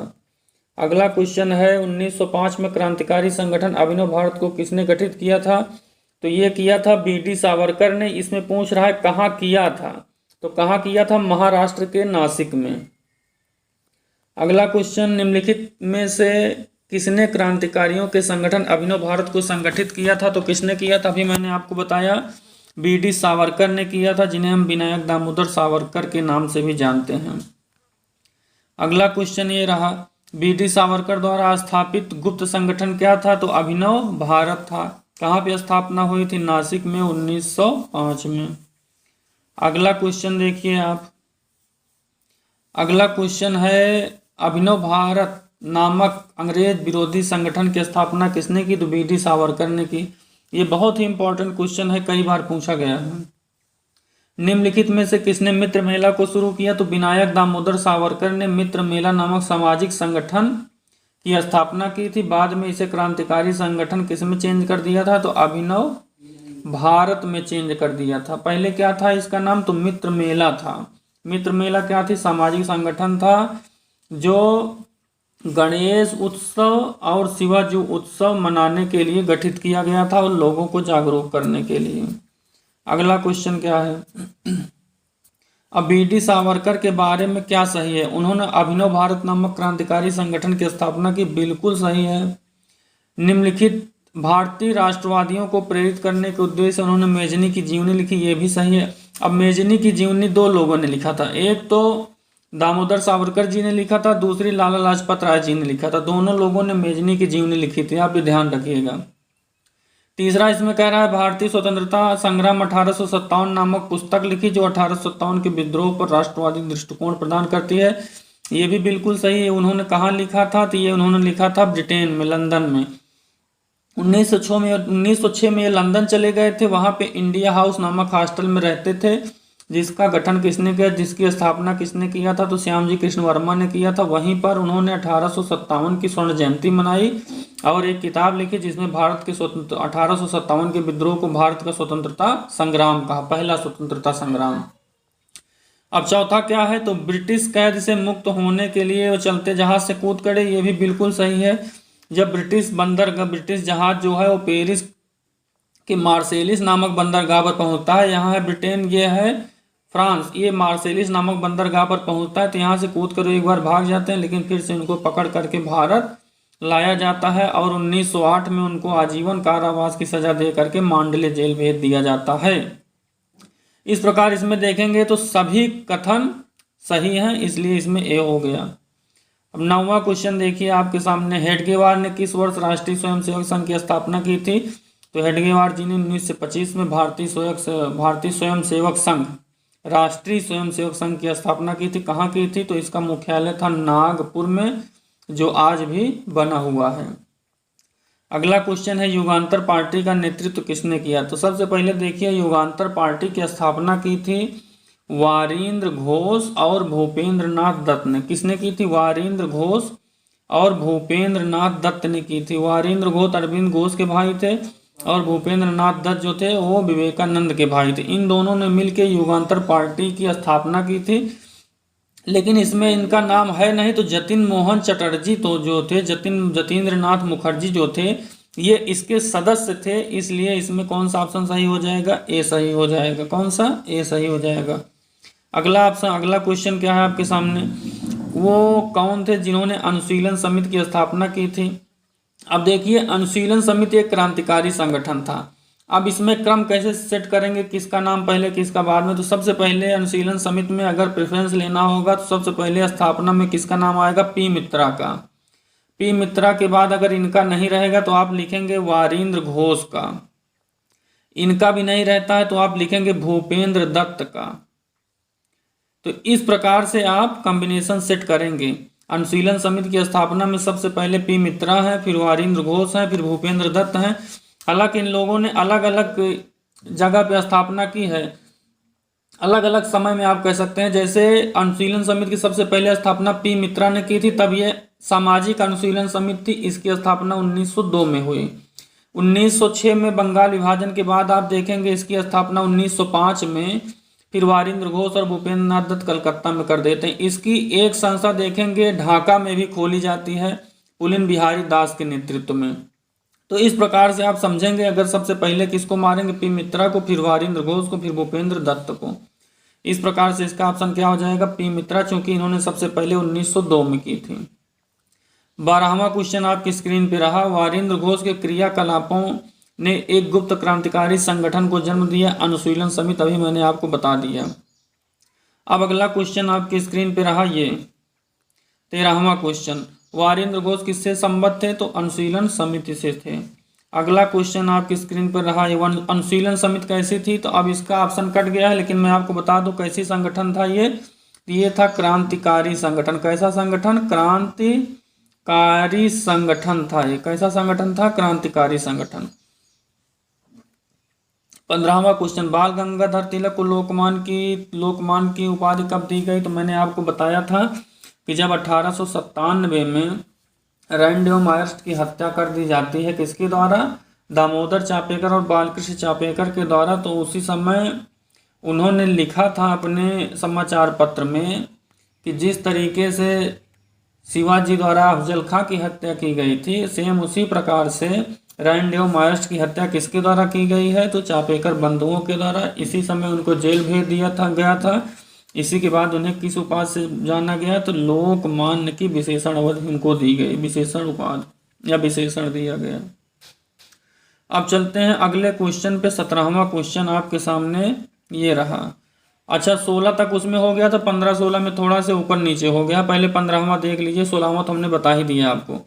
वारिंद्र घोष निम्नलिखित में किससे जुड़े थे? तो वारिंद्र घोष भूपेंद्र नाथ दत्त दोनों अनुशीलन समिति से जुड़े थे, जो कि एक क्रांतिकारी संगठन थे। इसकी स्थापना 1905 में कलकत्ता में की गई थी, कलकत्ता में। अगला क्वेश्चन 16वां क्वेश्चन तो बता दिया था। 17वां देखिए। स्वतंत्रता आंदोलन के क्रांतिकारी आतंकवादियों का पहला महत्वपूर्ण साहसिक कार्य बर्रा डकैती कहाँ होता है? तो पूर्वी बंगाल। अभी मैंने बताया कि अनुशीलन समिति की एक संस्था ढाका में खोली गई थी, किसके नेतृत्व में? तो पुलिन बिहारी दास के नेतृत्व में। पुलिन बिहारी दास के नेतृत्व में, उन्हीं के नेतृत्व में पूर्वी बंगाल में बर्रा डकैती कांड किया गया था। तो बर्रा डकैती कांड कहाँ किया गया? पूर्वी बंगाल, जो इस समय क्या है? तो इस समय बांग्लादेश है। 18, मुजफ्फरपुर में किंग्सफोर्ड की हत्या का प्रयास कब किया गया? तो 1908 में प्रयास किया ही नहीं गया था। इसमें मुजफ्फरपुर के जज क्या थे? किंग्सफोर्ड थे, उनकी हत्या का प्रयास किया गया था, हत्या नहीं हो पाई थी। अब इसमें कौन कौन अभियुक्त थे? तो खुदीराम बोस थे और प्रफुल्ल चंद्र चाकी थे। खुदीराम बोस थे, प्रफुल्ल चंद्र चाकी थे। अब ये क्या था? ये मुजफ्फरपुर जिले का बदनाम क्या था? बदनाम न्यायाधीश था। अब जब ये कोर्ट की तरफ जा रहा था तो इन लोगों ने, खुदीराम बोस और प्रफुल्ल चंद्र चाकी ने बम फेंका, लेकिन ये बच गया और दुर्भाग्यवश मृत्यु किसकी हो जाती है? तो जॉर्ज केनेडी के पुत्री की और उनकी पत्नी की मृत्यु हो जाती है, जो कि क्रांतिकारियों से सहानुभूति रखती थी। लेकिन इसी क्रम में फिर इनको क्या होता है? खुदीराम बोस ने क्या की? प्रफुल्ल चंद्र चाकी ने क्या किया? अपने आप को गोली मार ली और खुदीराम बोस को फांसी पे लटका दिया जाता है। किसकी हत्या के प्रयास में? किंग्सफोर्ड की हत्या के प्रयास में। तो ये किस समिति से जुड़े थे? तो अनुशीलन समिति से ये लोग जुड़े थे। खुदीराम बोस और प्रफुल्ल चंद्र चाकी अनुशीलन समिति से जुड़े थे। अगला क्वेश्चन ये रहा, ये क्या है? मुजफ्फरपुर बम कांड 1908 में किसके साथ? तो प्रफुल्ल चंद्र चाकी और खुदीराम बोस थे। इसमें मैंने आपको बता ही दिया है कि प्रफुल्ल चंद्र चाकी और खुदीराम बोस थे। अगला क्वेश्चन देखते हैं। तो अगला क्वेश्चन ये रहा, निम्नलिखित में किसने बड़ी बुद्धिमानी से अलीपुर षड्यंत्र केस में अरविंद घोष का बचाव किया? अच्छा, जब देखिए, जब ये बम कांड हो जाता है, कौन सा? किंग्सफोर्ड वाला, जिसमें प्रफुल्ल चंद्र चाकी और खुदीराम बोस फंसते हैं, तो प्रफुल्ल चंद्र चाकी गोली मार लेते हैं, खुदीराम बोस को फांसी दी जाती है। इसी समय अवैध शस्त्र रखने के आरोप में कुछ लोगों को गिरफ्तार किया जाता है। उसमें देखिए, तो गिरफ्तार किया जाता है अरविंद घोष को भी। तो अरविंद घोष के वकील कौन थे? चित्तरंजन दास, जिन्होंने बड़ी बुद्धिमानी से इनको बचा लिया था। अगला क्वेश्चन, हिंदुस्तान रिपब्लिकन एसोसिएशन की स्थापना कब हुई थी? तो इसकी स्थापना हुई थी 1924 में हुई थी। कहाँ हुई थी? कानपुर में। अब इसकी स्थापना किया किसने था? तो इसकी स्थापना किया था, देखिए, भगवती चरण बोहरा, सचिंद्र सन्याल और राम प्रसाद बिस्मिल ने इसकी स्थापना की थी। अब ये याद रखिएगा। अगला क्वेश्चन, हिंदुस्तान रिपब्लिकन एसोसिएशन की स्थापना कहाँ हुई? कानपुर में, मैंने अभी आपको बता दिया। अगला क्वेश्चन, निम्न में से कौन से हिंदुस्तान रिपब्लिकन एसोसिएशन का सदस्य नहीं था? तो शिव वर्मा जो थे वो हिंदुस्तान HRA के सदस्य नहीं थे, वो HSRA के सदस्य थे। हिंदुस्तान सोशलिस्ट रिपब्लिकन एसोसिएशन जो 1928 में गठित की गई थी चंद्रशेखर आजाद और भगत सिंह के नेतृत्व में। HRA के सदस्य ये 3 लोग थे, लेकिन शिव वर्मा नहीं थे। Shiv Verma HSRA Hindustan socialist republican association के सदस्य थे। अगला क्वेश्चन है, सरफरोशी की तमन्ना अब हमारे दिल में है, किसने कहा था? तो ये राम प्रसाद बिस्मिल ने कहा था। जब इनको फांसी पे लटकाने जा रहे थे तो यही गीत गा रहे थे। राम प्रसाद बिस्मिल जी को काकोरी कांड के तहत गोरखपुर जेल में फांसी दी जाती है। कहाँ पर? गोरखपुर जेल में फांसी दी जाती है। अगला क्वेश्चन देखिए, निम्नलिखित में किसको अंग्रेजी सरकार ने काकोरी षड्यंत्र मामले में फांसी पर चढ़ा दिया? तो राम प्रसाद बिस्मिल जी को। कहाँ पे? गोरखपुर जेल में इनको फांसी दी गई थी। अगला क्वेश्चन है, काकोरी षड्यंत्र केस किस वर्ष हुआ? तो ये 1925 में हुआ था, अगस्त 1925 में हुआ था। अब काकोरी षड्यंत्र केस था क्या? तो इसमें देखिए, लखनऊ सहारनपुर संभाग पे आप देखेंगे तो 8 डाउन पैसेंजर ट्रेन पे इन लोगों ने क्या किया था? डकैती किया था। HRA के सदस्यों ने तो डकैती करके इसमें सरकारी खजाने को लूट लिया था। इसी क्रम में 4 लोगों को गिरफ्तार करके फांसी दी जाती है। जैसे इसमें कौन कौन से काकोरी षड्यंत्र के तहत किसको फांसी दी गई? तो राम प्रसाद बिस्मिल को कहाँ दी गई? गोरखपुर जिले में दी गई। अशफाक उल्ला खां को कहाँ दी गई? तो अशफाक उल्ला खां को दी गई थी फैजाबाद में। कहाँ पे? फैजाबाद में। रोशन सिंह को कहाँ दी गई थी? तो इलाहाबाद में, जो इस समय प्रयागराज है, यहाँ पे दी गई थी। और इसमें राजेंद्र लाहिड़ी भी थे। इनको कहाँ की गई थी? इनको गोंडा के जेल में फांसी दी गई थी। इस प्रकार 4 अभियुक्त थे। इन लोगों को काकोरी षड्यंत्र केस के तहत फांसी दी गई थी। काकोरी षड्यंत्र केस हुआ कब था? तो 1925 में हुआ था। अगला क्वेश्चन है, काकोरी षड्यंत्र केस के मुकदमे से कौन बच निकला? तो चंद्रशेखर आजाद भी थे उसमें, लेकिन इन पर मुकदमा नहीं हुआ, वहां से निकल लिए काकोरी षड्यंत्र केस में चंद्रशेखर आजाद जी, याद रखिएगा। अगला क्वेश्चन, काकोरी षड्यंत्र कांड में कौन फांसी से बच गया? तो चंद्रशेखर आजाद। काकोरी ट्रेन डकैती कांड में निम्नलिखित क्रांतिकारियों को फांसी की सजा दी गई थी। किसमें? तो राम प्रसाद बिस्मिल, अशफाक उल्ला खां, और इसमें 2 लोग और थे, रोशन सिंह और राजेंद्र लाहिड़ी। इनको भी फांसी दी गई थी, लेकिन इसमें 2 ऑप्शन है। 2 ऑप्शन में इनका नाम नहीं है। ये 2 लोग हैं, इनका मैच कर रहा है, इसलिए ऑप्शन ए हो गया। 31वां क्वेश्चन आपकी स्क्रीन पर, निम्नलिखित में से काकोरी कांड से कौन संबंधित नहीं है? तो राजेंद्र लाहिड़ी, राम प्रसाद बिस्मिल, अशफाक उल्ला खां, इनको काकोरी कांड में फांसी दी गई थी। सूर्यसेन इससे संबंधित नहीं थे। आचार्य सूर्यसेन जो है वो चटगांव शस्त्रागार पर हमला करेंगे 1930 में। ये इस घटना से रिलेटेड है, जिसकी आगे चर्चा की जाएगी आपसे। अब देखिए अगला क्वेश्चन क्या है। तो अगला क्वेश्चन है, ये है निम्नलिखित क्रांतिकारियों में कौन काकोरी षड्यंत्र से जुड़ा नहीं। तो भगत सिंह नहीं जुड़े हैं। इन तीनों लोगों को काकोरी षड्यंत्र केस के तहत फांसी दी गई थी। निम्नलिखित में काकोरी कांड में सरकारी वकील कौन था। तो जगत नारायण मुल्ला नामक व्यक्ति जो था, ये क्या था, ये सरकारी वकील था। किसमें, तो काकोरी षड्यंत्र केस मैटर में। अगला क्वेश्चन क्या है, किसने कहा कि दरो दीवार पे हसरत की नज़र रखते हैं, खुश रहो अहले वतन हम तो सफ़र करते हैं। ये अवध का नवाब था वाजिद अली शाह, इसने बोला था। हिंदुस्तान सोशलिस्ट रिपब्लिकन एसोसिएशन गठित की गई थी। तो ये 1928 में गठित की गई थी। किसके द्वारा, इसमें चंद्रशेखर आज़ाद और भगत सिंह की मुख्य भूमिका थी। और ये कहाँ की गई थी, तो फिरोज शाह कोटला में की गई थी, दिल्ली में जो की है। तो इस प्रकार इसका ऑप्शन क्या हो जाएगा, सी। अगला क्वेश्चन है, भगत सिंह ने सेंट्रल असेंबली में बम फेंका था बटुकेश्वर दत्त के साथ। तो सेंट्रल असेंबली में बम कब फेंका था, तो 8 अप्रैल 1929 को उन्होंने फेंका था। किसके साथ, भगत सिंह और बटुकेश्वर दत्त ने मिलकर भेजा था। उस समय दिल्ली की जो केंद्रीय विधानसभा है, इसमें 2 बिलों पे चर्चा हो रही थी, पब्लिक सेफ्टी बिल और ट्रेड डिस्प्यूट बिल। और इसकी अध्यक्षता कौन कर रहे थे, तो विट्ठल भाई पटेल। उसी समय भगत सिंह और बटुकेश्वर दत्त ने बम फेंका था। अगला question, Hindustan socialist Republican army की स्थापना कब हुई, तो 1928 में। कहाँ हुई, दिल्ली, फिरोज शाह कोटला में। अब इसमें निम्नलिखित में किसने बाहरी ब्रिटिश सरकार को, अच्छा बहरी ब्रिटिश सरकार को सुनाने के लिए विधानसभा में बम फेंका। तो 2 लोगों का नाम मैंने अभी बताया, भगत सिंह और बटुकेश्वर दत्त ने फेंका था। सुखदेव और राजगुरु ये सैंडर्स हत्याकांड में फंसते हैं। आगे चलते हैं, हिंदुस्तान सोशलिस्ट रिपब्लिकन एसोसिएशन के संस्थापक में से एक कौन थे, तो भगत सिंह थे, मुख्य थे तो चंद्रशेखर आजाद और उनके साथ भगत सिंह भी थे। कहाँ पे हुई थी, 1928 दिल्ली के फिरोज शाह कोटला नामक स्थान पर।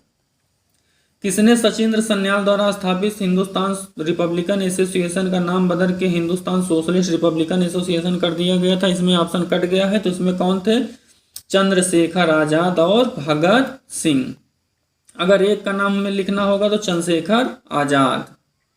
अगला क्वेश्चन क्या है, तो अगला क्वेश्चन है, किस वर्ष 1928 में हिंदुस्तान सोशलिस्ट रिपब्लिकन एसोसिएशन की स्थापना कहाँ हुई, तो दिल्ली फिरोज शाह कोटला में हुई थी।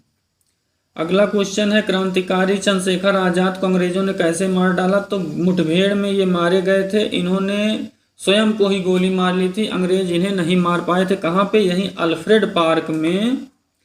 अल्फ्रेड पार्क में 27 फरवरी 1931 को। ये एक क्रांतिकारी सुखदेव राज के साथ बातचीत कर रहे थे। उसी समय पुलिस मुठभेड़ होती है।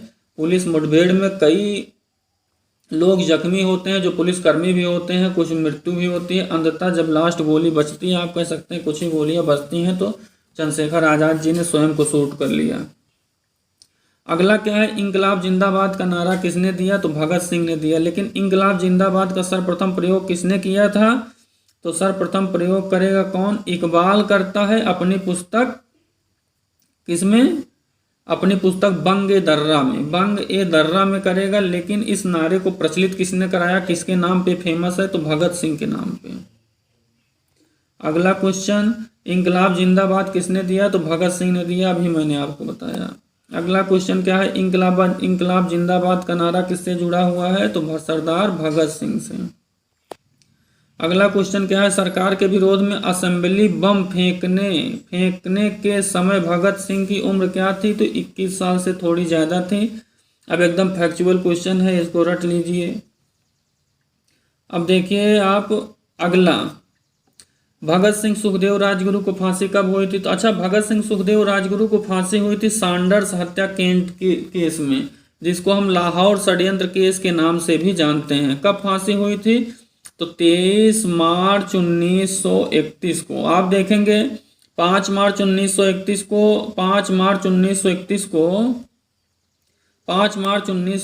को इरविन और गांधी पैक्ट होता है, जिसमें इनकी फांसी पे कोई बातचीत नहीं हुई थी। इसलिए गांधी जी का विरोध भी होता है कराची अधिवेशन में, जब वो 26 से 31 मार्च के बीच होता है।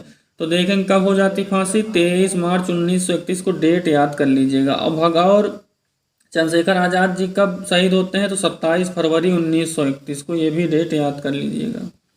अगला क्वेश्चन है भगत सिंह स्मारक कहाँ है, तो फिरोजपुर पंजाब में है। अगला क्वेश्चन, लाहौर षड्यंत्र के तहत निम्नलिखित में से किस क्रांतिकारी को फांसी नहीं हुई, तो बटुकेश्वर दत्त। अब देखिए सांडर्स हत्याकांड कांड में भगत सिंह, सुखदेव और राजगुरु को फांसी होती है, बटुकेश्वर दत्त उसमें नहीं थे। बटुकेश्वर दत्त थे असेंबली बम कांड में, इसलिए इनको आजीवन कारावास की सजा होती है। अगला क्वेश्चन क्या है, भगत सिंह, सुखदेव और राजगुरु को किस वाद में फांसी दी गई, तो लाहौर षड्यंत्र केस मैंने अभी आपको बताया, जिसको सांडर्स के हत्या से जुड़ा हुआ था। अगला क्वेश्चन क्या है, भगत सिंह और उसके दो साथियों को 1931 में फांसी दी गई थी, किसके साथ, तो भगत सिंह के साथ कौन थे, सुखदेव और राजगुरु थे, जो सांडर्स हत्याकांड में दोषी थे। अगला क्वेश्चन क्या है, लाहौर षड्यंत्र मामले में किसकी परिणत में फांसी हुई, तो लाहौर षड्यंत्र में किसको फांसी हुई थी, भगत सिंह को, सुखदेव को और राजगुरु को फांसी हुई थी। कब हुई थी, तो 23 मार्च 1931 को हुई थी। कब हुई थी, 23 मार्च 1931 को हुई थी। तो आप देख रहे हैं परिणत किसको फांसी हुई थी, तब इसमें नाम आपको सेट करना है, भगत सिंह, सुखदेव, राजगुरु 3 लोग थे। अगला क्वेश्चन क्या है, भारतीय स्वतंत्रता के लिए फांसी पाने वाला पहला रिकॉर्डेड मुस्लिम कौन है, तो अशफाक उल्लाह खां है। अशफाक उल्लाह खां को फांसी कब होती है, तो इनको फांसी काकोरी कांड के तहत होती है। काकोरी कांड जो होता है उसी के सिलसिले में फंसते हैं, और इनको राम प्रसाद बिस्मिल, अशफाक उल्लाह खां, राम प्रसाद बिस्मिल, राजेंद्र लाहिड़ी और रोशन सिंह के साथ अशफाक उल्लाह खां को भी फांसी होती है।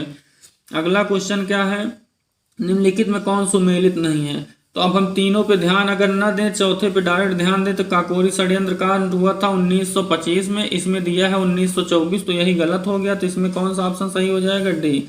वैसे लाहौर षड्यंत्र कांड कब हुआ था, 1930 और 1916 में। चलिए अगला क्वेश्चन, अब 56वां क्वेश्चन आपकी स्क्रीन पे ये रहा। अब इसमें कौन सुमेलित नहीं, आप देखेंगे दिल्ली षड्यंत्र केस जो है, तो इसमें 4 लोग फंसे थे, 4 लोगों को फांसी हुई थी, ए, बी। अब ए से क्या हो जाएगा, ए से अवध बिहारी, ए से अमीचंद, बी से बाल मुकुंद और बी से बसंत बिश्वास। इस प्रकार अमीचंद इसमें आ रहे हैं, तो सही हो गया। अब चलिए दूसरा देखते हैं, काकोरी में भी 4 लोगों को फांसी हुई थी, किसको किसको, तो राम प्रसाद बिस्मिल, राजेंद्र लाहिड़ी, रोशन सिंह और अशफाक उल्लाह खां। तो अशफाक उल्लाह खां का नाम इसमें आ रहा है, ये भी सही हो गया।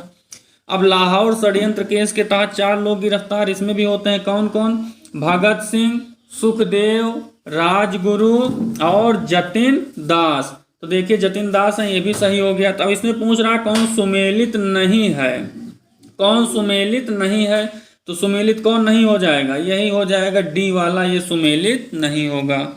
अब चलिए आगे 57वां क्वेश्चन देखते हैं, मुजफ्फर अहमद, एस ए डांगे, शौकत उस्मानी, नलिन गुप्ता किस षड्यंत्र के लिए कैद किए गए, तो कानपुर में बोल्शेविक षड्यंत्र केस।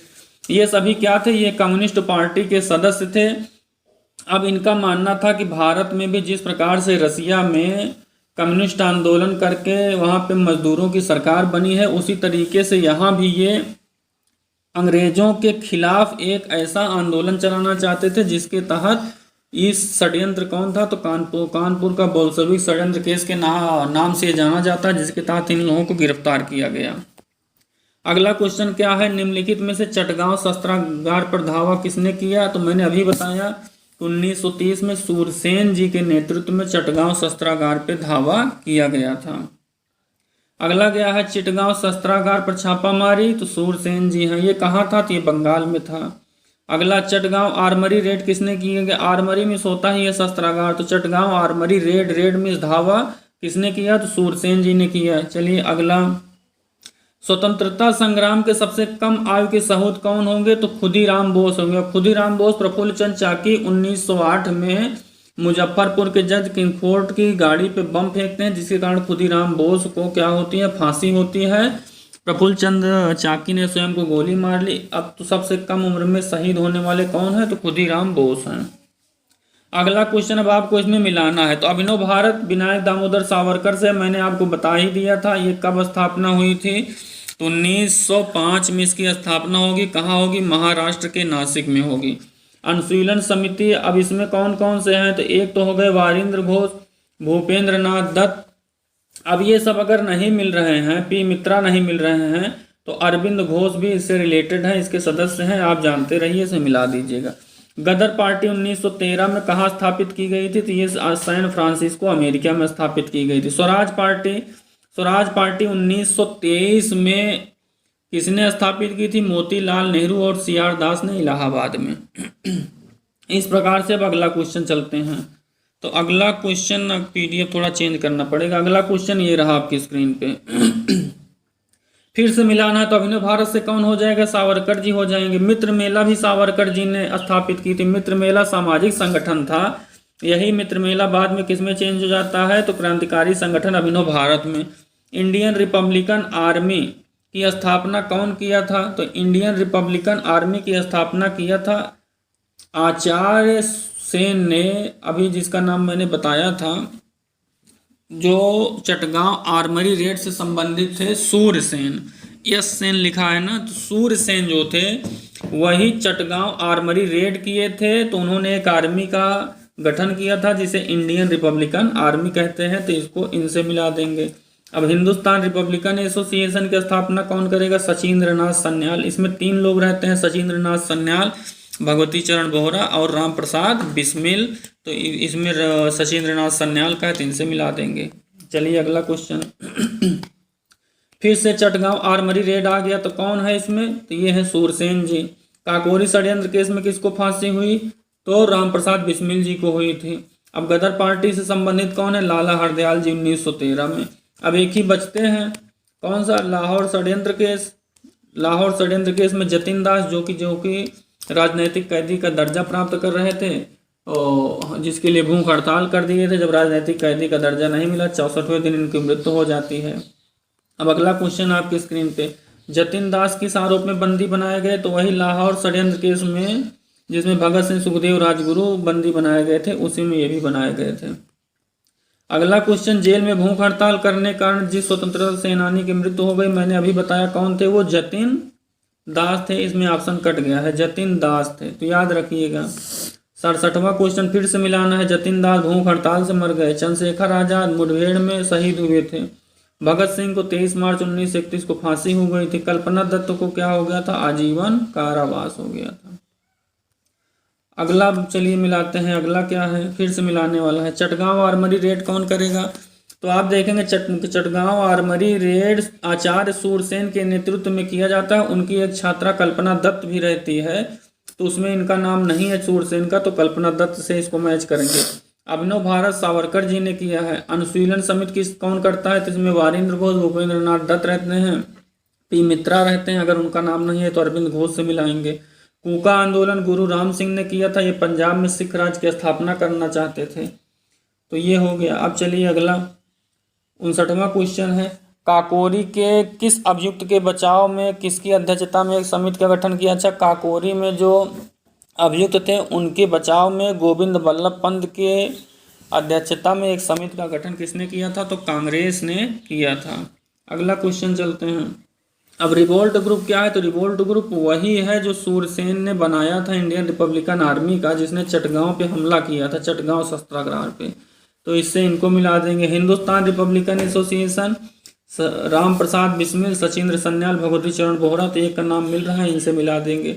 अब सोशलिस्ट जब जुड़ जाता है इसमें, तो चंद्रशेखर आजाद और भगत सिंह आ जाते हैं। और नौजवान सभा कब होती है, तो 1926 में भगत सिंह, यशपाल और छबील दास करते हैं, तो इससे इनको मिला देंगे। अगला क्वेश्चन है क्या, नीचे संगठनों की एक सूची दी गई है। नीचे दिए गए कूट का प्रयोग करते हुए क्रांतिकारी गतिविधि में 2 ही संगठन है, मैंने आपको बताया। एक तो अभिनव भारत है बीडी सावरकर जी का, दूसरा अनुशीलन समिति है भूपेंद्र नाथ दत्त और वारिंद्र घोष का, तो ये दोनों क्या हो गए, ये क्रांतिकारी संगठन हो गए। अगला क्वेश्चन है निष्क्रिय प्रतिरोध या निष्क्रिय विरोध का सिद्धांत का प्रतिपादन किसने किया था? तो अरविंद घोष ने किया था। ये एकदम रट लीजिएगा आप। अब 74वां क्वेश्चन आपके सामने ये रहा, निम्नलिखित में से किस क्रांतिकारी को गोरखपुर जेल में फांसी हुई? तो किसको हुई? राम प्रसाद बिस्मिल को हुई थी। किसको हुई थी? राम प्रसाद बिस्मिल को। किसके तहत? काकोरी कांड के तहत। 75वां क्वेश्चन, निम्नलिखित में किस कारागार में पंडित राम प्रसाद बिस्मिल को फांसी हुई? तो गोरखपुर में। इन्होंने क्या कहा? इन्होंने कहा था सरपरोशी की तमन्ना अब हमारे दिल में है, ये नारा पूछा गया है इनका। 76 क्वेश्चन, किस महिला क्रांतिकारी ने दीक्षांत समारोह में गवर्नर को गोली मारी थी? अच्छा, विश्वविद्यालय का, कलकत्ता विश्वविद्यालय का दीक्षांत समारोह चल रहा था। उसमें एक लड़की थी बीना दास, जो कि वहाँ की छात्रा थी। इसने डिग्री ग्रहण करते हुए, डिग्री उनसे लेते हुए, किससे? गवर्नर से, उनको शूट कर दिया था। तो इस लड़की का क्या नाम था? बीना दास था। अब ये हो गया 76 क्वेश्चन। अब अगला क्वेश्चन आपके सामने ये रहा 76। ये मैंने अभी शायद बता ही दिया, हाँ ये वाला बता दिया मैंने कि बीना दास ने किसको गोली मारी थी? तो पंजाब के गवर्नर को मारी थी। अगला क्वेश्चन देखते हैं। अगला क्वेश्चन ये है, किसने कहा कि आलोचना और स्वतंत्र चिंतन एक क्रांतिकारी की दो विशेषताएं हैं? तो भगत सिंह ने कहा। इसमें कुछ बताने के लिए नहीं है, सिर्फ इनका वाक्य है, वाक्यांश है, इनका नारा है, आप रट लीजिए इसको। 78 देखिए, विश्व युद्धों के बीच वर्षों में भारत में सक्रिय आंदोलन के संबंध में निम्नलिखित में कौन सा कथन सत्य है? तो चंद्रशेखर आजाद ने अनुशीलन समिति की स्थापना की थी। गलत है। अनुशीलन समिति की स्थापना मैंने अभी आपको बता दिया कौन किया था, वारेंद्र घोष, भूपेंद्र नाथ दत्त ने किया था। भगत सिंह नौजवान सभा के संस्थापक थे। बिल्कुल सही है। 1926 में पंजाब में भगत सिंह, यशपाल और छबील दास ने नौजवान सभा का स्थापना की थी। तो ये बिल्कुल सही होगा। चलिए तीसरा भी देख लेते हैं। प्रफुल्ल चंद्र चाकी ने हिंदुस्तान रिपब्लिकन एसोसिएशन का स्थापना की। गलत। 1908 में 1908 में प्रफुल्ल चंद्र चाकी ने स्वयं को शूट कर लिया था, जबकि हिंदुस्तान रिपब्लिकन एसोसिएशन की स्थापना कब हुई थी? 1924 में। Sursen Hindustan socialist republican association को गठित किया। गलत है। सूरसेन ने इंडियन रिपब्लिकन आर्मी को गठित किया था। अब सचिंद्र सन्याल युगांतर के संस्थापक थे। बिल्कुल ही ये गलत है ये भी। इस प्रकार दिए गए ऑप्शन में सबसे सटीक कौन सा है? तो बी है। 78 के बाद अब क्या हो गया ये आज का। अब चलते हैं हम अगले चैप्टर पे। अब अगला चैप्टर स्टार्ट। चलिए अब स्टार्ट करते हैं। भारत के बाहर जो क्रांतिकारी गतिविधियां हुई हैं उससे रिलेटेड जो क्वेश्चन आया है उससे हम आपको अवगत कराते हैं। तो पहला क्वेश्चन आपकी स्क्रीन पे रहा, लंदन में इंडियन होम रूल सोसाइटी का प्रारंभ किसने किया था? तो देखिए 1905 में लंदन में श्याम जी कृष्ण वर्मा ने क्या किया था? इंडियन होम रूल सोसाइटी की स्थापना की थी। इसके साथ ही वहाँ पे इंडिया हाउस नामक हॉस्टल की स्थापना की थी। इसी के बाद आप देखेंगे तो उन्होंने एक समाचार पत्र इंडियन सोशियोलॉजिस्ट का भी वहाँ पे प्रकाशन किया था। ये 3 काम श्याम जी कृष्ण वर्मा ने किया था। कौन कौन? सबसे पहले इंडियन होम रूल सोसाइटी की स्थापना की, इंडियन सोशियोलॉजिस्ट नामक पत्र वहाँ पे निकाला, इसके बाद इंडिया हाउस नामक हॉस्टल की स्थापना की। इस प्रकार इसका आंसर क्या हो जाएगा? डी हो जाएगा। अब अगला क्वेश्चन देखते हैं। श्याम जी कृष्ण वर्मा ने इंडियन होम रूल सोसाइटी की स्थापना कहाँ की? तो लंदन में की, 1905 में की। इस प्रकार ए सही हो जाएगा। तीसरा क्वेश्चन देखिए, इंडियन होम रूल सोसाइटी स्थापित हुई तो कब? 1905 लंदन में। इस प्रकार इसका आंसर डी हो जाएगा। अगला क्वेश्चन आप देखते हैं, लंदन में इंडिया हाउस की स्थापना किसने की? तो मैंने अभी बताया कि इंडिया हाउस नामक एक हॉस्टल की स्थापना किसने की थी? श्याम जी कृष्ण वर्मा ने। पांचवा क्वेश्चन देखिए, लंदन में इंडिया हाउस के संस्थापक कौन है? तो श्याम जी कृष्ण वर्मा हैं। अगला क्वेश्चन देखिए, वह कौन थे जिन्होंने गदर पार्टी को स्थापित किया? तो अब आप देखेंगे कि 1913 में हिंद एसोसिएशन ऑफ अमेरिका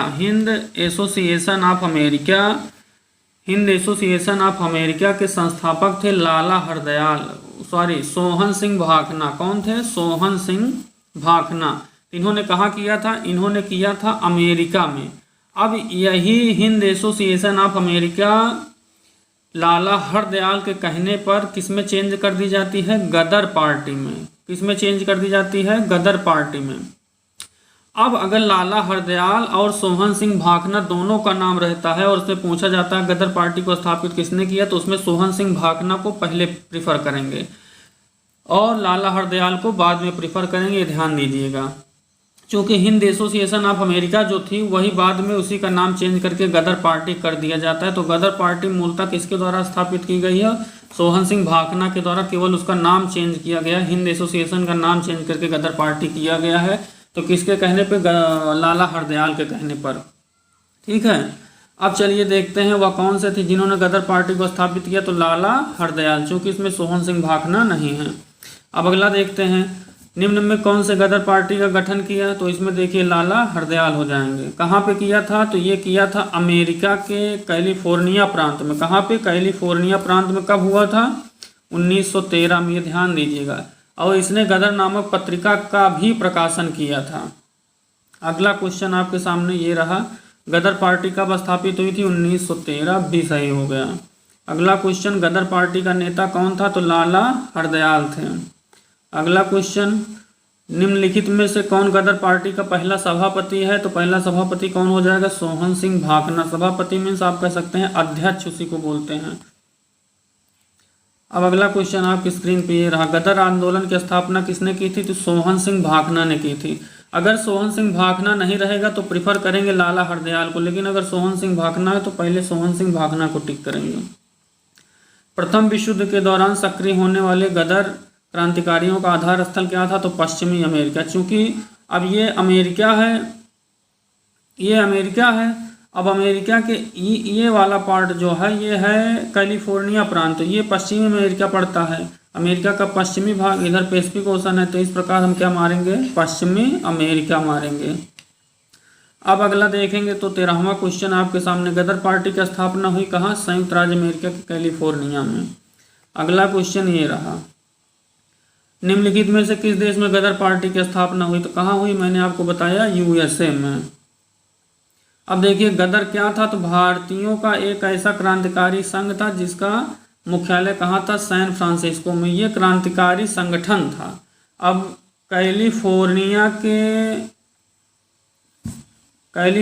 के किस जगह पे था, तो सैन फ्रांसिस्को में। सैन फ्रांसिस्को शहर में इसका मुख्यालय था, तो याद रखेंगे। अब देखेंगे अगला पीडीएफ आपके सामने रहा 16वां क्वेश्चन, गदर पार्टी का मुख्यालय कहाँ है, तो कैलिफोर्निया के सैन फ्रांसिस्को में। कैलिफोर्निया कहाँ था, तो अमेरिका में था। अगला क्वेश्चन देखिए, गदर क्रांति छिड़ने का सबसे महत्वपूर्ण कारण क्या है, तो प्रथम विश्व युद्ध का होना। अब गदर क्रांति छिड़ी क्यों, तो इसका मूल उद्देश्य था कि भारतीय सेना में विशेषकर जो सिख लोग हैं उनमें गदर की भावना किस तरीके से प्रवाहित की जाए, उनमें गदर की भावना फैलाई जाए, जिससे वो ब्रिटिश सरकार के विरुद्ध क्या करें, विद्रोह कर दें और प्रथम विश्व युद्ध में भारत को लाभ मिल सके। अब 18वां क्वेश्चन, निम्नांकित में से वह कौन सा व्यक्ति था जिसने विदेश में गणतंत्रात्मक सरकार की स्थापना की थी। अच्छा, गदर पार्टी से ही संबंधित थे महेंद्र प्रताप और बरकतुल्ला। इन्होंने अफगानिस्तान में क्या किया, स्वतंत्र सरकार की स्थापना की। प्रथम विश्व युद्ध के दौरान महेंद्र प्रताप उसके राष्ट्रपति बने, बरकतुल्ला को क्या बना दिया, पीएम बना दिया। कहाँ पर, तो अफगानिस्तान में। अब अगला देखते हैं। अच्छा, अफगानिस्तान इस समय उसको क्या कहते थे, तो काबुल में बनाई थी इन्होंने। कहाँ सरकार बनाई थी, काबुल में। चलिए अगला देखते हैं, कहाँ, प्रथम विश्व युद्ध के दौरान कहाँ पर भारत की अंतरिम सरकार बनी थी, उसके प्रेसिडेंट महेंद्र प्रताप सिंह थे। तो महेंद्र प्रताप सिंह थे कहाँ पे, अफगानिस्तान में। भारतीय क्रांतिकारी की माँ किसे कहते हैं, भारतीय क्रांतिकारी की माँ मैडम भीखाजी कामा को कहते हैं, क्योंकि उन्होंने ही सर्वप्रथम 1907 में देखेंगे तो जर्मनी के स्टुटगार्ड में, कहाँ पर, स्टुटगार्ड में अंतर्राष्ट्रीय समाजवादी कॉन्फ्रेंस का आयोजन हुआ था। इसी में उन्होंने सर्वप्रथम क्या किया, तो भारतीय तिरंगा लहराया था और ब्रिटेन के खिलाफ वहाँ पे भाषण भी दिया था और भारत की स्वतंत्रता के पक्ष में बात की थी। इसलिए इन्हें क्या कहा जाता है, भारतीय क्रांति की माँ। ये क्या थी, मूलतः एक पारसी महिला थी, मुंबई से थी। अच्छा, ये रहती कहाँ थी मैडम भीखाजी कामा, तो ये रहती थी पेरिस में। अब मैडम भीकाजीकामा से संबंधित कथनों पर विचार कीजिए। इन्होंने 1907 के पेरिस कॉन्फ्रेंस में आयोजित सोशलिस्ट, गलत, पेरिस में नहीं, जर्मनी के कहाँ हुआ था, स्टुटगार्ड में हुआ था। कहाँ पर, स्टुटगार्ड में। तो एक गलत हो गया, जब एक गलत हो गया तो ये बाहर हो गया, ये बाहर हो गया। अब बचता है बी और डी। मैडम भीकाजीकामा दादा भाई की निजी सचिव रही, बिल्कुल सही है। मैडम भीकाजीकामा के माता पिता पारसी थे, बिल्कुल सही, इनके नाम से ही लग रहा है कि पारसी थी। तो 2 और 3 सही हो जाएगा, इस प्रकार 20 में हो गया। चलिए 22वां क्वेश्चन देखते हैं। भारतीय क्रांति की जननी किसे कहते हैं? मैडम भीकाजीकामा को अभी मैंने बता दिया इसको। 23वां क्वेश्चन देखिए, निम्नलिखित में से किस महिला ने सबसे पहले तिरंगा फहराया? तो मैडम भीकाजीकामा 1907 में स्टुटगार्ड जर्मनी में अंतर्राष्ट्रीय समाजवादी कॉन्फ्रेंस में इन्होंने तिरंगा फहराया था। अगला क्वेश्चन, भीकाजीकामा ने 1907 में प्रथम तिरंगा कहाँ फहराया? तो स्टुटगार्ड में। अगला क्वेश्चन देखिए, निम्नलिखित में से किस युग्म को लंदन में अंग्रेज अधिकारियों की हत्या के आरोप में फांसी मिली? तो ये मदन लाल ढींगरा और उधम सिंह थे। उधम सिंह ने 1940 में माइकल ओडायर की हत्या की थी। माइकल ओडायर कौन था? तो देखेंगे आप, जलियांवाला बाग हत्याकांड के समय ये लेफ्टिनेंट गवर्नर रहता है। और मदन लाल ढींगरा ने क्या किया था? तो मदन लाल ढींगरा ने 1909 में विलियम कर्जन वायली की हत्या की थी। किसकी? विलियम कर्जन वायली की हत्या की थी, जो भारत राष्ट्र सचिव के क्या थे? राजनैतिक सलाहकार थे। इस प्रकार इसका आंसर क्या हो जाएगा? सी हो जाएगा। 26वां क्वेश्चन, अब भीकाजीकामा पेरिस में रहती थी, बरकतुल्ला कहाँ रहते थे? बरकतुल्ला रहते थे अफगानिस्तान में। B S Iyer, M N Roy, ये भी विदेश में रहते थे। और लगभग जितने भी लोग हैं ये सब विदेशी हैं, मीन्स विदेश में रह के भारतीय आंदोलन को आगे बढ़ा रहे थे। तो इसमें सी ऑप्शन हो जाएगा। ये सभी प्रमुख क्रांतिकारी जो स्वतंत्रता आंदोलन की अवधि में भारत से बाहर रह के स्वतंत्रता के पक्ष में काम कर रहे थे। इसका ऑप्शन सी हो जाएगा। अब कामागाटा मारू क्या था? तो कामागाटा मारू एक जहाज था जिसे गुरदीप सिंह या गुरदत्त सिंह, दोनों नाम आते हैं, ध्यान दीजिएगा आप। गुरदीप सिंह या गुरदत्त सिंह ने क्या किया था? ये जापानी जहाज था, इसे किराए पे लिया था और इसमें गदर पार्टी के सदस्य थे जो हांगकांग से कहाँ जा रहे थे? कनाडा जा रहे थे। तो कामागाटू मारू क्या था? कनाडा की जहाज पर निकला एक जलपोत्र था जो किससे किराए पे लिया गया था? जापानियों से लिया गया था। कहाँ से जा रहा था? हांगकांग से कनाडा जा रहा था। अगला क्वेश्चन देखिए, कामागाटा मारू, तो बाबा गुरदीप सिंह या गुरदत्त सिंह इससे रिलेटेड रहते हैं क्योंकि इन्होंने ही ये जहाज खरीदा था, किराए पे लिया था, खरीदा नहीं था। अगला क्वेश्चन देखेंगे, कामागाटा मारू क्यों प्रसिद्ध है? तो ये एक जलपोत था। क्या था? जलपोत था। फिर अगला क्वेश्चन, कामागाटा मारू क्या है? तो कामागाटा मारू एक जहाज है या जल सैन्य, ये क्या है? जलपोत है।